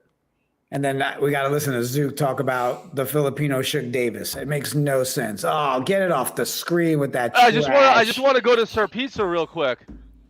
We're all in agreement. He should not shoot. That's why these games right here, 3 for 5. I would love for him to go back to here. 0 for 3, 1 for 3, and just go like this. Go like this on defense. You moved him to another team when he should have stayed where he was. Go like this on defense. Get off the screen. Here, Jose, I want to talk about. You know, the thing is, like 0 for 9, sometimes you want him, sometimes you got to shoot, though, just so that they have to take you seriously. Yes. You're pulling the defense out. That's what it is. Why else do you think Big Show got the MVP? Because he was one-on-one defense, because you can't drop back. If Shook Davis is going to throw it up. Even if he's going to miss it, they have to respect that he can take those shots. Jose, Shook Davis can make it. Don't encourage this man. Don't encourage him. Shook Davis goes like this. He goes like this. He goes like this. See, the thing is that he's so good on defense that he blocks his own shot. It's just not. You don't score on Sugar Davis. You don't score on Sugar Davis. Next Everyone knows topic, that. I want to talk about a little New York Jet topic. I know we saw it. Denzel Mims requested a trade, denied, and then he made the cuts today. He made it on the 53-man roster. Kind of a shocker for me on this one. Like, he's one of those guys that we really thought was going to be a major piece, and he just hasn't found that moment. I remember liking Denzel Mims when he came into the league. What they used like a 2nd-round pick to get him. Yeah. But I mean, his season kind of just got derailed with injuries, though, didn't it? Yeah, and that's the thing. Like, not just because it's a Jets topic, but this is one of those situations I want to bring up, Jose. Like, again, you've got a young kid. He's not finding his footing. He can blame it on whatever he wants. If you're not healthy, you're not producing. And then when you're thrown in, you're not making those things. Like, what value when you're asking and requesting a trade? Like, what value do you expect any team to really get for you if they still – like, you should be happy that they're still keeping you on the roster and think that you still have the chance to be that guy. Yeah, that is a fair point. But I mean, there could be some other factors in there. Like this could be a situation of him and the organization just not being a fit. And obviously, like trade capital wise, yeah, you're not expecting much back from him or trying to get a trade option.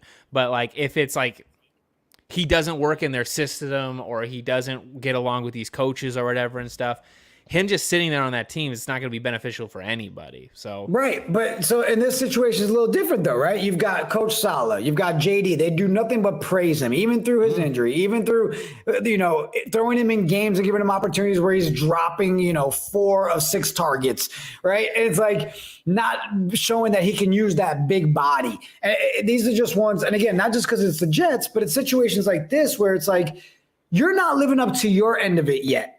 And yet the team that drafted you is still sitting there keeping you hoping and knowing that you can eventually become that piece. So if you're the GM, Zook, right, it's your Steelers and you've got a guy like this who you're treating right. You're always praising him. You're investing in him, working through his rehabs, all that. He requests a trade. Are you the guy that says, yeah, screw you, here, go, take a 7th-round pick? Or are you the guy that sits there and says, he'll get over it, he's a young kid, and you deal with the lack of emotional intelligence? Tough question for me because Steelers never miss on mid-round receivers. That's well documented. But if Chase Claypool came to me and said that he wanted to be traded, I guess I would go with the mantra that Mike Tomlin likes to say, which is we like volunteers, not hostages. I don't think there's many single individuals in the game that's such a team game of the NFL that can really make that much of a difference. Say, hey, we're talking about Patrick Mahomes. Like, there's very few, but like a guy like Denzel Mims like comes to me there's the door. Like, I don't want a guy like that in my locker room at all. And I also don't fall into the sunk cost fallacy, so I would take whatever I could get if he's not in my plans. Look, he did play amazing that last preseason game. I think that changed a lot of the Jets' thoughts that, a receiver goes down somewhere. People now saw him. They can maybe get more value than they thought. But, hey, if I was JD, Denzel Mims would have been off my team a long time ago. We also don't know the other side of it. What were the offers? Was there any offers? But yeah, well, I mean, if you want to go, there's the door. They didn't even seek for him to get a trade. I'm looking up some articles. It's such a weird situation because Mims hasn't expressed any kind of problems with the Jets. Like, they asked him about it. He said, I love the Jets. I love being here. I don't have any problems with the Jets. He's saying that he wants to prove himself with the team. This might just be a situation where his agent wasn't feeling like he was getting enough time in the preseason, wasn't getting enough focus and stuff, and the agent was just pushing it. And so this kind of strikes me as a bit of a nothing story. I hope Mims is able to turn this around. He's got a lot of potential. I mean, he's 24 years old. I mean, size-wise, he's got all the tools you need. It just seems like it hasn't carried over. And we've seen it, right, with several guys that come into the league. It doesn't transfer over right away from their college style, right? Yeah. But my thing is, and again, maybe it is a non-story, but if you are the one sitting there telling your agent to do it after you have 8 receptions for 133 yards, and one of those was because you had a 45-yard catch in one game, it's like, man, as a GM and owner, it's like, do you sit there and really say, you know what? I don't want to deal with that drama. We've invested enough. Let him go. I wouldn't be surprised if this is the agent doing it more than it is the player doing it. Oh, it is. I think because the agent has as much of his career to protect as much as Mims has his career to protect. To have one of your clients not getting the work you think that they deserve to be getting right now. I mean, it's such a weird situation. Did you guys hear what Slayton said, the other wide receiver in New York on the chopping block? They were asking him today, like, oh, have you heard about the trade rumors? And he's like, yeah, like if the Rams called me up and offered me Aaron Donald for Darius Slayton, I would also think about that as well. And then the reporter was like, checked with my sources, the Rams have never offered Aaron Donald for Darius Slayton. But I was like, it's honestly a solid answer. Like, if someone asked me about my potential to get traded. I thought it was funny and understanding the situation and having fun with it. Well, obviously today was NFL cut day, right? Mm-hmm. Chopping down the rosters. I figured we're talking about this. You guys cool? Maybe we look at a couple of these and see if we see anyone's out there that we thought were kind of like big surprises. Did you have one that comes to mind off the gate, Jose? A lot of them were like not necessarily like surprises, but I mean, obviously the Josh Gordon one, I am a little surprised that Josh Gordon got cut. I'm not going to be surprised when he ends up on another team in a couple months. Right. There was it Tevin Coleman got cut? Yeah. That one really. I like Tevin Coleman quite a bit, and I don't like the 49ers, but I thought Tevin Coleman was a very good pass catching back on that team, and I expected him to get some work. I believe he went over to the Chiefs for a little bit. He's on the Jets. He's on the Jets. Yeah, he went over with Robert Saleh and the Jets, and I'm surprised that they let him go. He seems like a really good player. Zook, did you see any of the ones that were out today that kind of shocked you? And I'm gonna pull a list up here. I'll pull really too much. I mean, it's always interesting. Like, just some teams' positional rooms have more people than others. Like Marlon Mack got cut from the Texans. I was surprised about that. Phillip Lindsay got cut as well. I was surprised about that. There were some serviceable. When you talk about backups, it's weird because like some guys' 4th string guards that they just have too many would actually be like the backup on other people's teams. So today is such a cool day from both sides of it. As much as people are losing teams, a lot of these people are going to end up actually in better situations. So as much as it sucks to get cut, a lot of these people's career will actually be extended by the next team that they end up on. So one man's trash is another man's treasure. Someone on the list that Jigga will show us when he finds that, we'll definitely be talking about somewhere next year, making some impact somewhere that we just wouldn't consider. So Maybe no one that sticks out now, but someone that could just end up being like the right guard on the Super Bowl winning team because the starter got hurt. So who knows with the sport of football? It wasn't a surprise, but Kellen Mond getting cut by the Vikings was a bit of a strange one, just because they invested so much in it, and they talked about him positive. Like they drafted him like a 3rd round pick, and they seemed to be very, very hype into him, like really thinking that he could take over the job once Kirk Cousins' contract was gone. And then just today, boom, he's gone. Wasn't there and remind me, I'm looking now to find it, but there was a center in the league, a big name that just got cut that people were kind of shocked about. Take a look. Looking at the Vikings have Nick Mullins now as their backup. So that's why talking about Alex Leatherwood. That was one. The Raiders offensive lineman. He sucks. He sucks. Yeah, he's so bad. The Steelers are probably going to sign him, though, but he sucks. He's so freaking bad. Mike Mayock was maybe the worst GM of all time. I actually saw a list today. It was really funny because they went through how his last 6 first-round picks are out of the league, and next to Henry Ruggs, they just said cut, like all the other players. But I feel like that's a really low-key explanation of why Henry Ruggs isn't in the league. But Mayock just sucked and was bad with every single pick. Yeah, I mean, I'll tell you guys, I'm going through the list, and I'm not really seeing any, sometimes you have those ones you're like, oh, right? I mean, I don't really see many on this cut list that are like, okay. It is weird that, like, because, like, Alex Leatherwood, obviously in the NFL, he did not play well for the Raiders. But you look at this guy, he was a championship-winning offensive lineman at Alabama. Right. You have to be somewhat good to make it at the Alabama offensive line. Like, that is one of the most touted positions in college football, to be on that offensive line. So maybe this is a guy who, I mean, they said that they went around and pretty much all 31 teams denied trades for Alex Leatherwood, but that's also possibly the Raiders were asking too much, being that they have to get something back for a first-round pick. Maybe somebody can turn this guy into something. Zook? Am I the only one that found it hysterical that the report said that the Raiders reached out to all 32 teams, which means their GM called their assistant GM to ask themselves if they wanted to trade?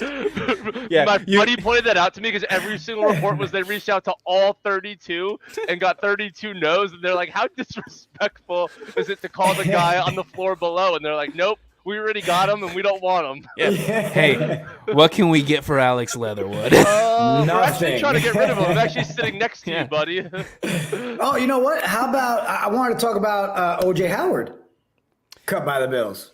That was pretty crazy. I feel like he got ramrodded with the whole in Tampa deal, right? When Gronk came over there with Brady, like – yeah, he wasn't living up to what he could have been, but he was one of those guys you still had a feeling he could turn into something amazing. And the Bills. OJ Howard, aside, like, his blocking ability is not like super good or anything like that, but he is a good pass catching tight end. 100%. I mean, if you've played fantasy, OJ Howard can get it sometimes. So it's weird that he never really got the opportunity in Tampa once Brady got there. Brady, brought in his own tight end and all those sorts of things. Right, and then O.J. Howard just had to bounce around a bit since then. It's weird he hasn't found his way onto a roster. Here's some other names now that I pulled up the update list. Running back cut by the Dolphins. Sony Michel. Sony Michel. That one doesn't surprise me. No. Sony Michel is a backup. He is like a guy you want. Yeah, they have so many. It is. So many. Yeah, they have Raheem Mostert on there. They have a bunch of guys who I really like. Sony Michel is a dude who you definitely want as like your third running back on your. I would love if Seattle went and picked him up to work behind some of the guys like Rashad. So would I. He is like the perfect guy to come in after Rashad Penny. Right. You see, that's the same thing I was saying earlier. Like even for the Jets, right? We've got our Bryce Hall. We've got Carter. Like. Nice to have a little veteran presence like that to come in with that three-headed, running back committee. I think that would be pretty dope. Duke Johnson, I mean, his name's out there. He got cut by the Bills today. Not really unexpected. He's one of those guys, man, I feel bad. Fell off, right? I mean, it was just a couple of years ago that Duke had just phenomenal season and then shows another example of the lifespan for running backs, man, is just not long. Exactly.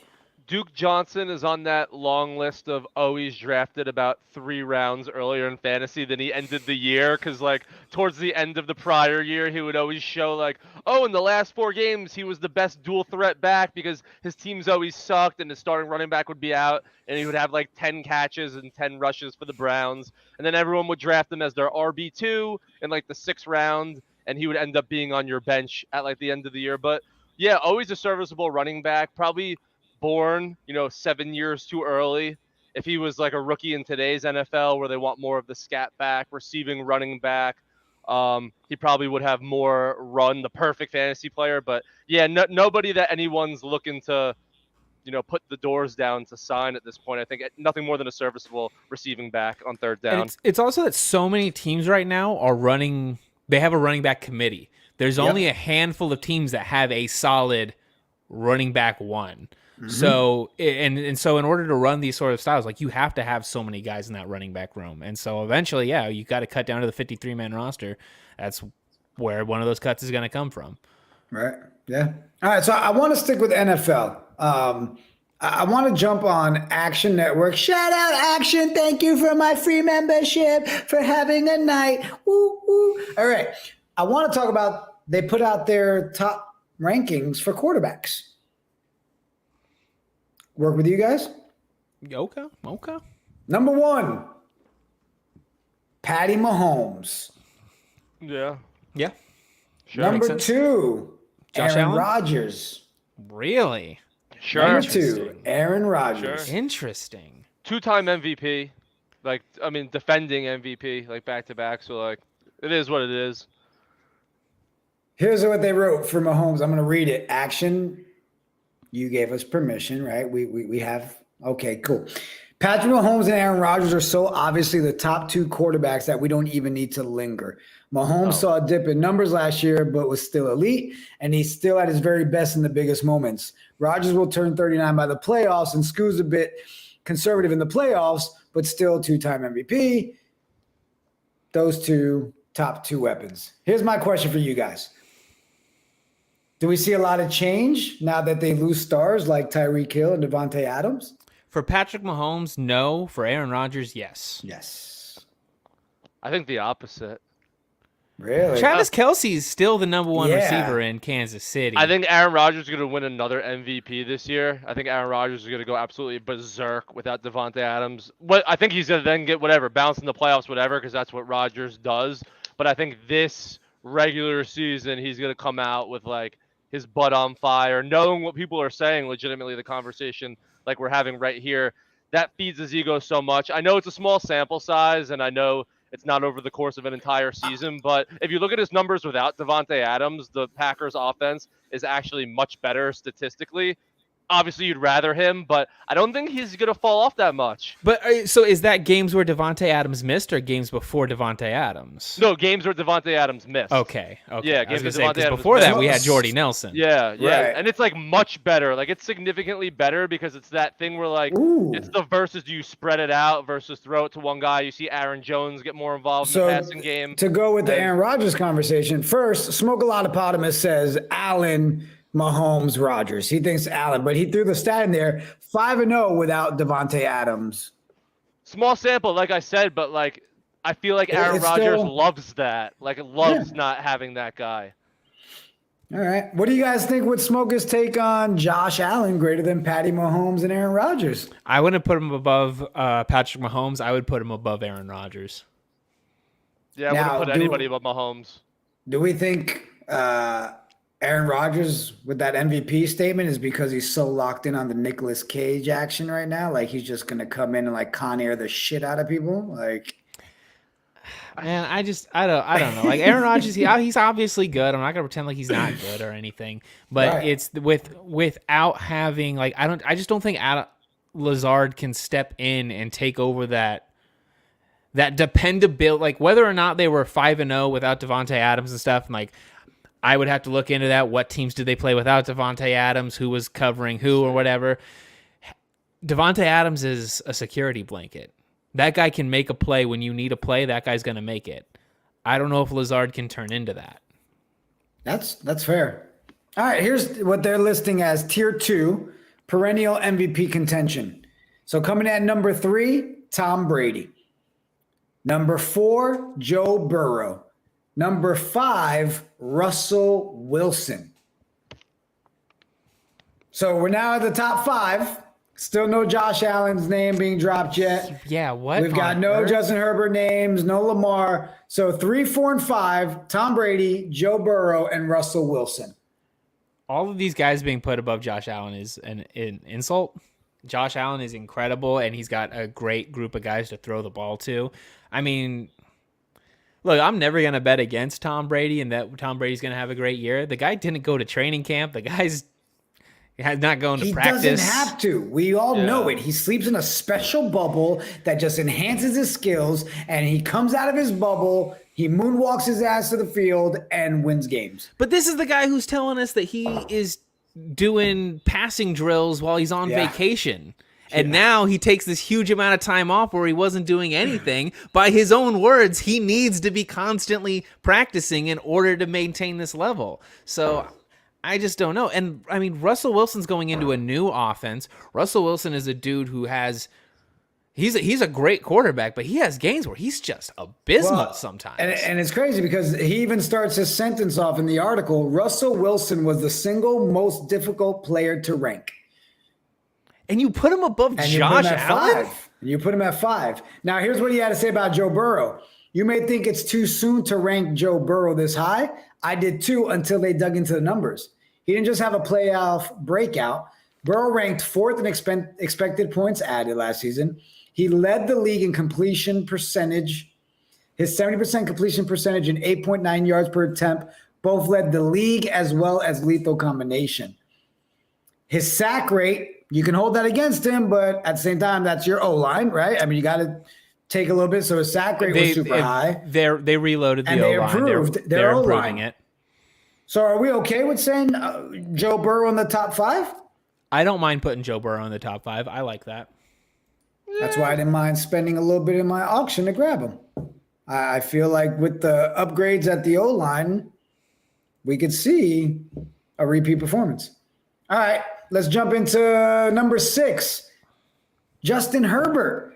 Number 7, Josh Allen. Number 8, Kyler Murray. Number 9, Lamar Jackson. And to round out the top 10, Matthew Stafford. Can you read the Josh Allen analysis for me? I need to know what's going on here. Here we go. He writes, yes, that's Josh Allen all the way down at number 7. Our last taste of Allen was his God mode in the playoffs. And if that's the guy he is every week going forward, he is a no-brainer tier 1, which in this case, tier 1 was their top 3 guys. But did everyone forget how unremarkable Allen's regular season was? He regressed in a huge way after a breakout 2020, sliding back in yards per average, completion percentage, and increased turnover rate. Allen had an outlier absurd EPA in his 2 playoff games, but ranked just 13th in the regular season and 14th in CPOE. When Josh Allen is Josh Allen, he looks unstoppable. But the other games and moments count too. He still holds the ball too long, makes a couple damaging decisions each game, and his accuracy and touch are inconsistent.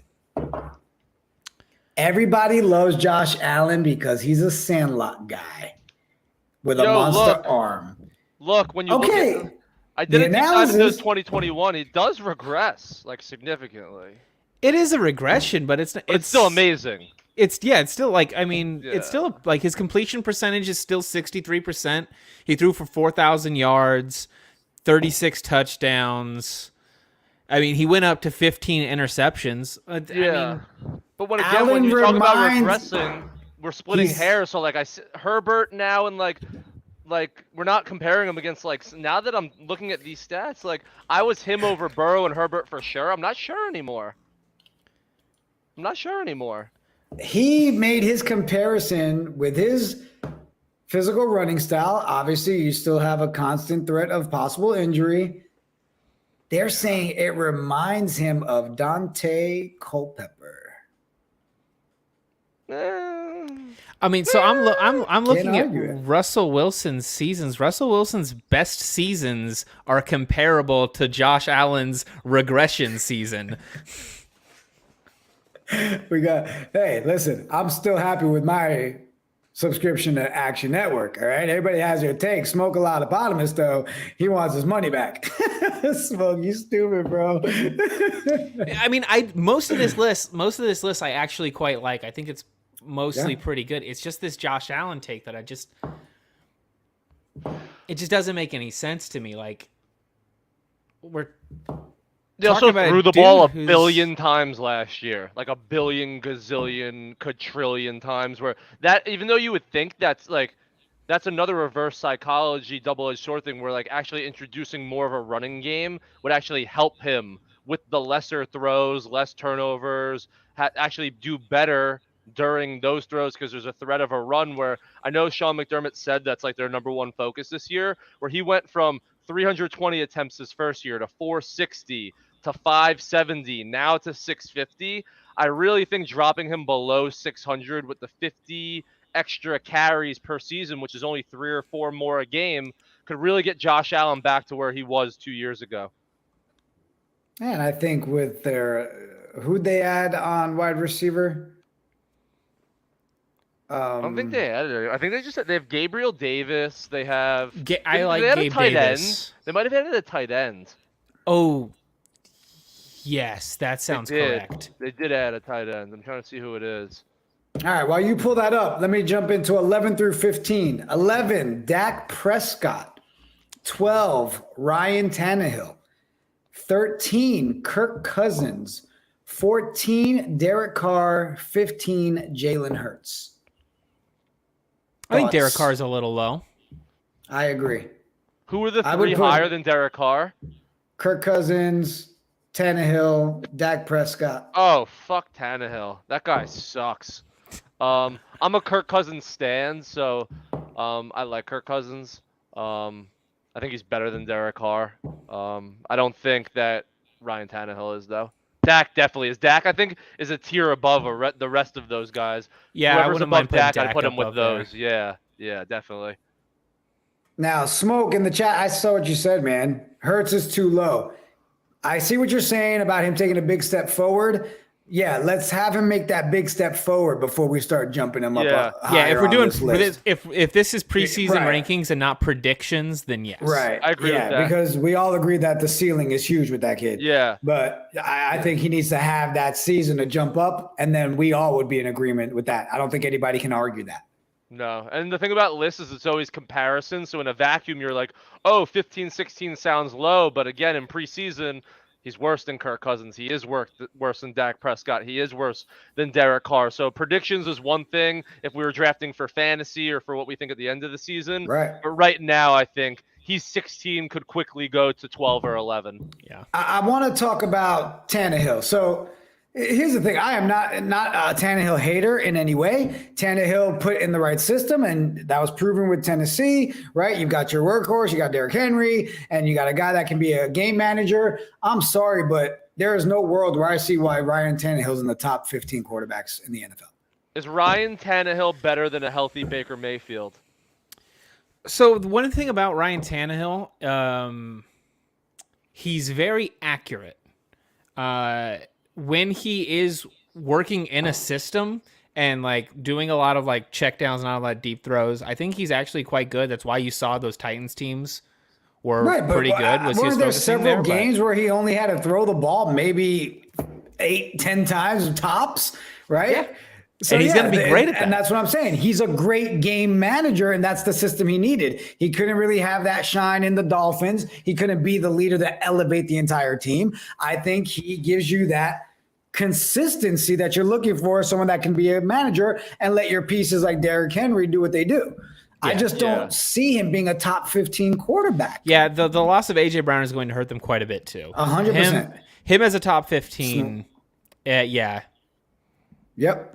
I mean, you just saw what happened to Tannehill when they lost Henry, and yes, that would happen to everyone. But again, it shows you like he's basically relying. I'm making a very blanket statement when I say this, but I remember basically any game last year that Tannehill had a win, he coughed it up, and most of the Titans' wins were on the back of like unbelievable rushing games. Almost the dictionary definition of what I would consider a quarterback, like a QB manager, a game manager, and like it'd be an interesting thing, Jigga, to do, like, because I agree with you, like how many players below Ryan Tannehill in those rankings would probably do the same thing on Tennessee with those teams that they had, were just running the ball to Derrick Henry, play action to AJ Brown. Yeah, I would probably, if that's the situation, I'd probably put Matt Ryan above Ryan Tannehill. Those are like tier guys. Those are tier guys. Exactly. Yeah. But, so I do want to talk about Derek Carr. I feel like Derek Carr just gets a bad rap, like that Oakland Raiders hate. Like, what is wrong with Derek Carr? Yo, I think Derek Carr's a really good quarterback, and now that you're adding more weapons for him, right? I mean, I don't look at Derek Carr as the guy that's the problem when it comes to the Raiders. I think that this is the biggest year of his career.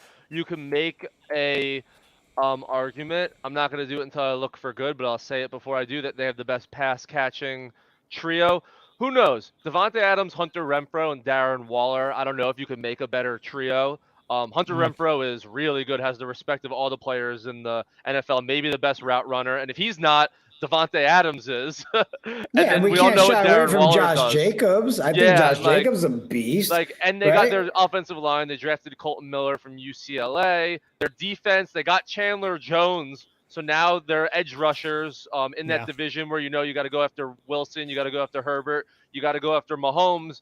This is it for Derek Carr. This is the year where if he can't show that he can perform with Wilson, Mahomes, and Herbert, they're probably going to look to make a significant especially upgrade, now with the new head coach. Vegas, they give you arguably one of the best receivers in the league, right? Derek Carr has always been in that same category of guys like Matt Ryan or Phillip Rivers, guys who are like well-respected quarterbacks. Statistically, they put up really great numbers year after year after year, but it always seems that when it comes down to it, they just can't get it done.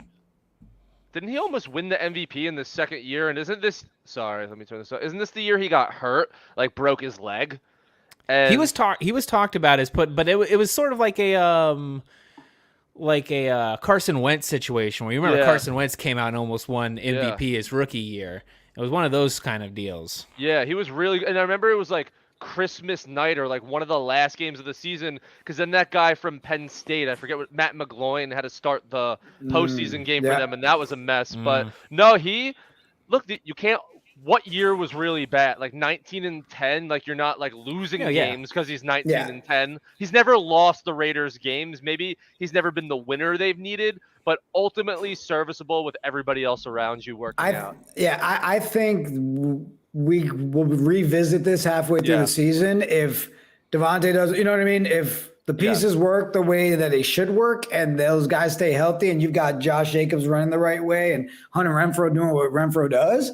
I think we have a big conversation on our hands with Derek Carr moving up in those rankings 100%. One thing is that the Raiders always seem to get off to a really good start in their season, and then in the back half they really fall off, and it seems like they're not adjusting to teams once they start getting a feel for them. The teams start making adjustments to the Raiders' offense, and then the Raiders don't counter adjust. And hopefully we're going to see they'll see a change in that, though, right? With a new head coach, a lot of the new system in place.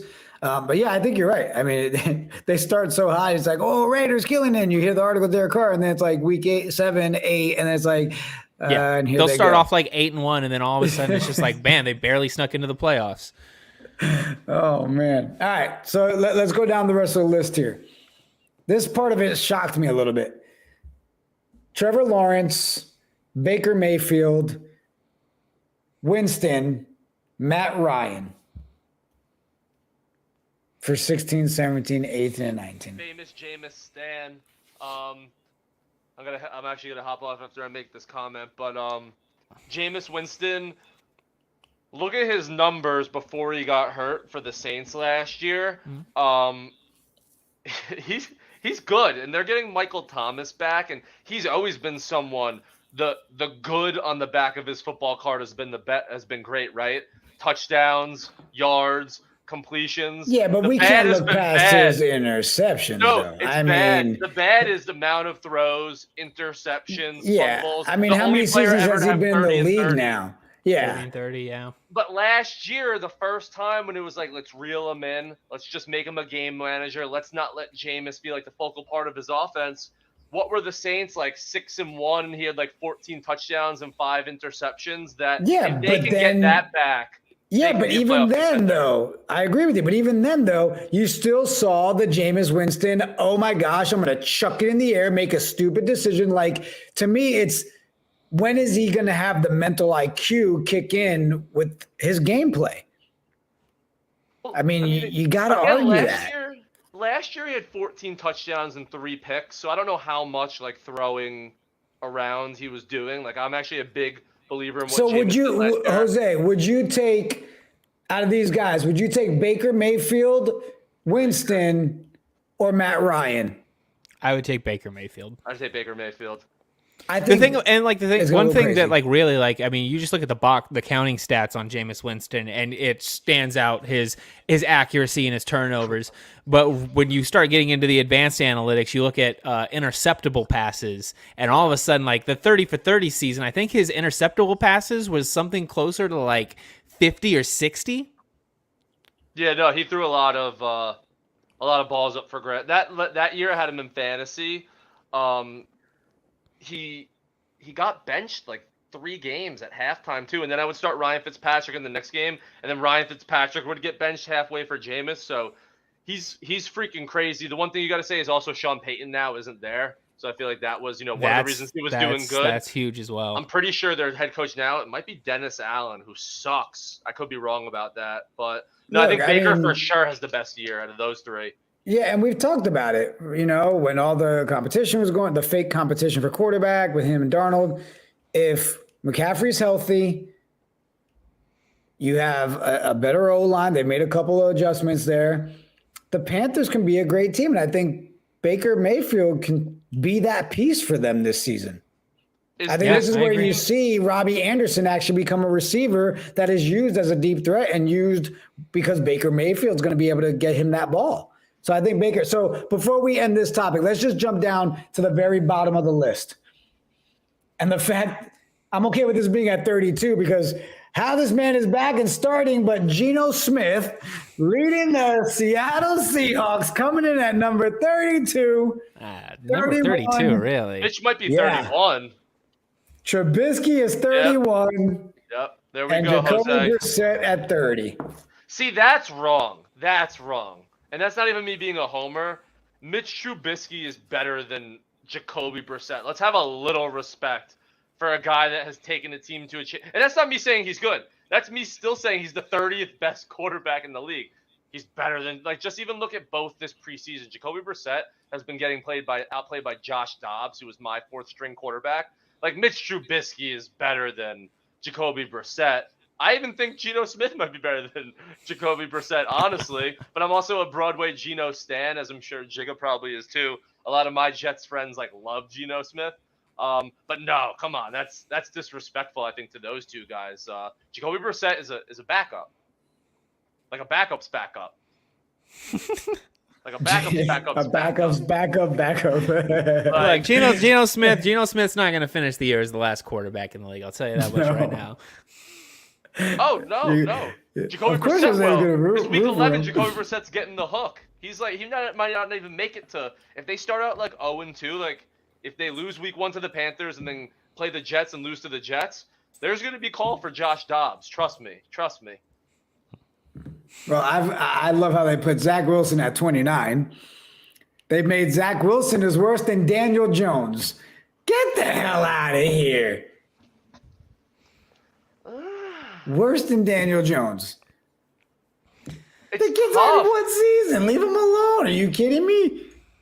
But is he? But We need him to get healthy. We need to see when he comes back. Yeah, This is supposed to be the season where he gets a chance to actually show us, even us Jets fans, that he's more than just a guy who can bag Cougars and that he can actually win games, Yeah, and Man. I hate the Giants just as much as I hate the Jets, so this is not me liking one or the other, but to call a spade, like, and you can't compare them because they're in different years. They both weren't last year, but Daniel Jones' rookie year was significantly better than Zach Wilson.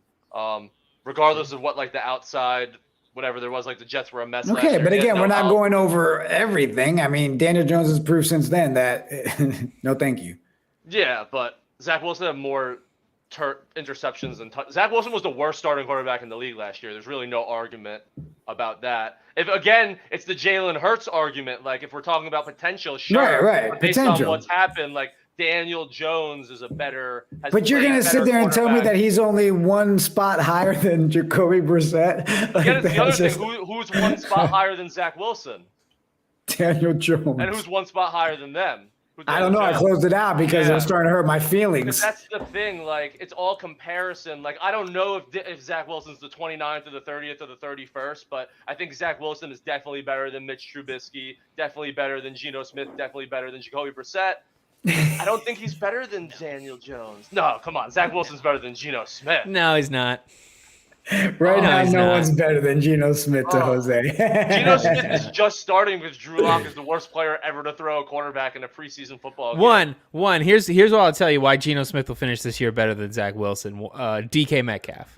That reason alone. You try to have a bad quarterback year when you're throwing to the behemoth that is DK Metcalf. The guy's faster than everybody else, and he's bigger than everybody else. You just throw it up, he's going to get some TDs. You got Tyler Lockett, one of the best route runners in the business. Okay, Geno Smith's a bit athletic. We just reloaded the O-line. Okay, Geno Smith is going to have a pretty good year. Let me say this. If Geno Smith finishes as a higher quarterback than Zach Wilson, the Jets have a severe problem on their hands, because I think it will be a lot less of Geno Smith looking good and Geno Smith just looking extremely serviceable and Zach Wilson not advancing, but I'd put my money on Zach Wilson. But again, we'll revisit it. I would love to be wrong. I would love for Geno Smith to be better. Week 1, when Geno Smith comes out and beats Russell Wilson, everybody's going to get put on notice, okay? Yeah. Wrap it up. Tell him. All right, so, Jose, you got a little bit more time? A couple more minutes? Yeah, we got a couple more stories we can run through. Yeah, and Zook, I know you're out, man. Appreciate you stopping by to hang out with us tonight, bro. Peace out. We'll I'll see you tomorrow for pickle juice. Oh, I almost hit end broadcast. Holy. Oh, this guy's an amateur. All right, so Stu and I, we got a couple people in the chat hanging out. Love all you guys that just hang out with us all night. It's always great. You know, I got to touch on a Nick topic. I got to do it. I just got to. Mm-hmm. My boy RJ Barrett securing a nice little bag with that 4-year, $120 million extension. That part of it is amazing. But again, it forces us to go back to a topic that we seem to cover all off season. Donovan Mitchell. So I quite like this Donovan, the RJ Barrett signing. RJ Barrett's really good. He's a guy that they drafted. He's a guy that they're building up from the ground up. And it's something you rarely see from New York Knicks. Exactly. Doing a move like this so early.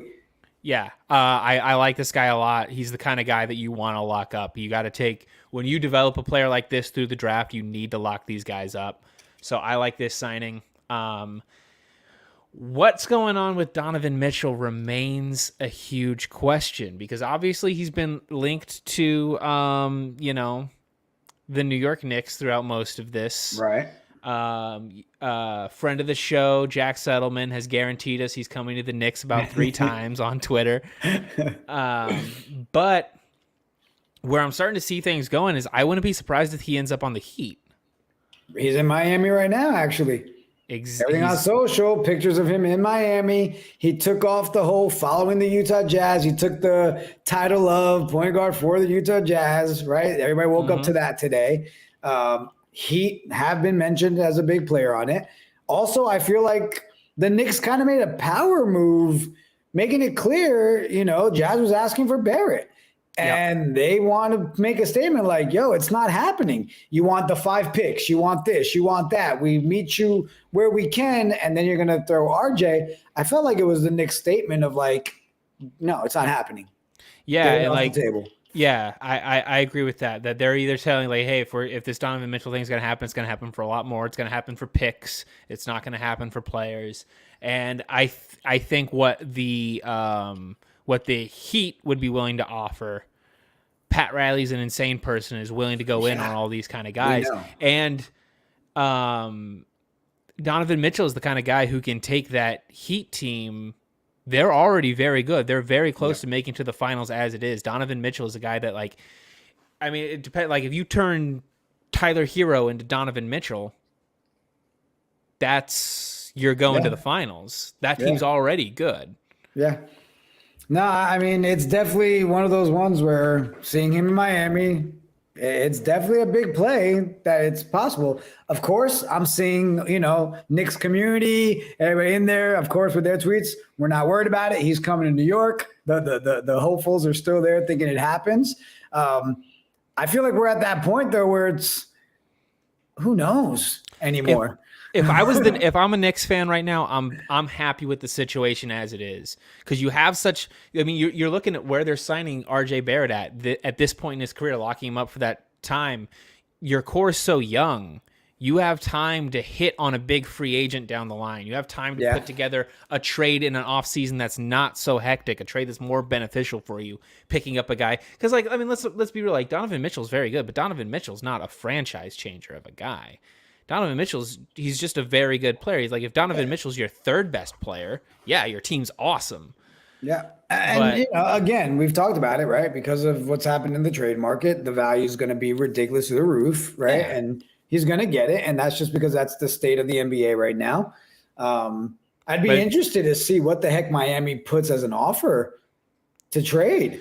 Yeah, it's going to take a lot for Miami to make it happen. They're a little weak in the pick department, but they do have, you can send Kyle Lowry, you can send Tyler Hero. Maybe if there's a money thing that you want to do, maybe Duncan Robinson.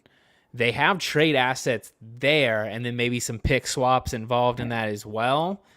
I don't know, it's interesting. I mean, if I'm the Jazz, I would want Tyler Hero where I'm at. And he's a pure scorer. Like, he's sort of similar to what Donovan Mitchell is anyway. So if you're talking about getting a player back, that's pretty good. And then, like, if you can get that, it's like it's Donovan Mitchell a little less. But, and if you get that Mitchell with Kyle Lowry as well, then now you're starting to look at it as a pretty good trade. But do you think that weakens their plans of what they are as a team by getting rid of those two guys just to get Donovan? No, I think they're already looking to move away from Kyle Lowry. Yeah, that's been obvious. Yes, and and then Tyler Hero, like, turning Tyler Hero into Donovan Mitchell is just an upgrade. So I don't necessarily think that it weakens them. Defensively, Donovan Mitchell's not, anything special on defense. So that is going to be a problem, because Kyle Lowry can turn into a pretty good defender when you need him to be. So that is something there. But I think obviously we'll keep covering it till we figure it out. It's at the point where I'm just like, all right, something happened, whether it's Knicks, whether it's Heat, whether it's nobody. It's obvious Utah's definitely not going to keep him. It's clear as day, right? You've got to see it, like, the writing's on the wall. They're going to pull the trigger with something and someone and realize at some point, all right, these are the best packages we have, and we just got to go with what we got.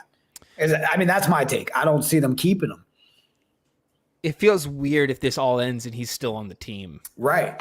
Exactly. But at the same time, the way everything's just been going, it's just, I'm not going to be surprised, like, if this doesn't, this might happen at the trade deadline and not before the season starts, Yeah.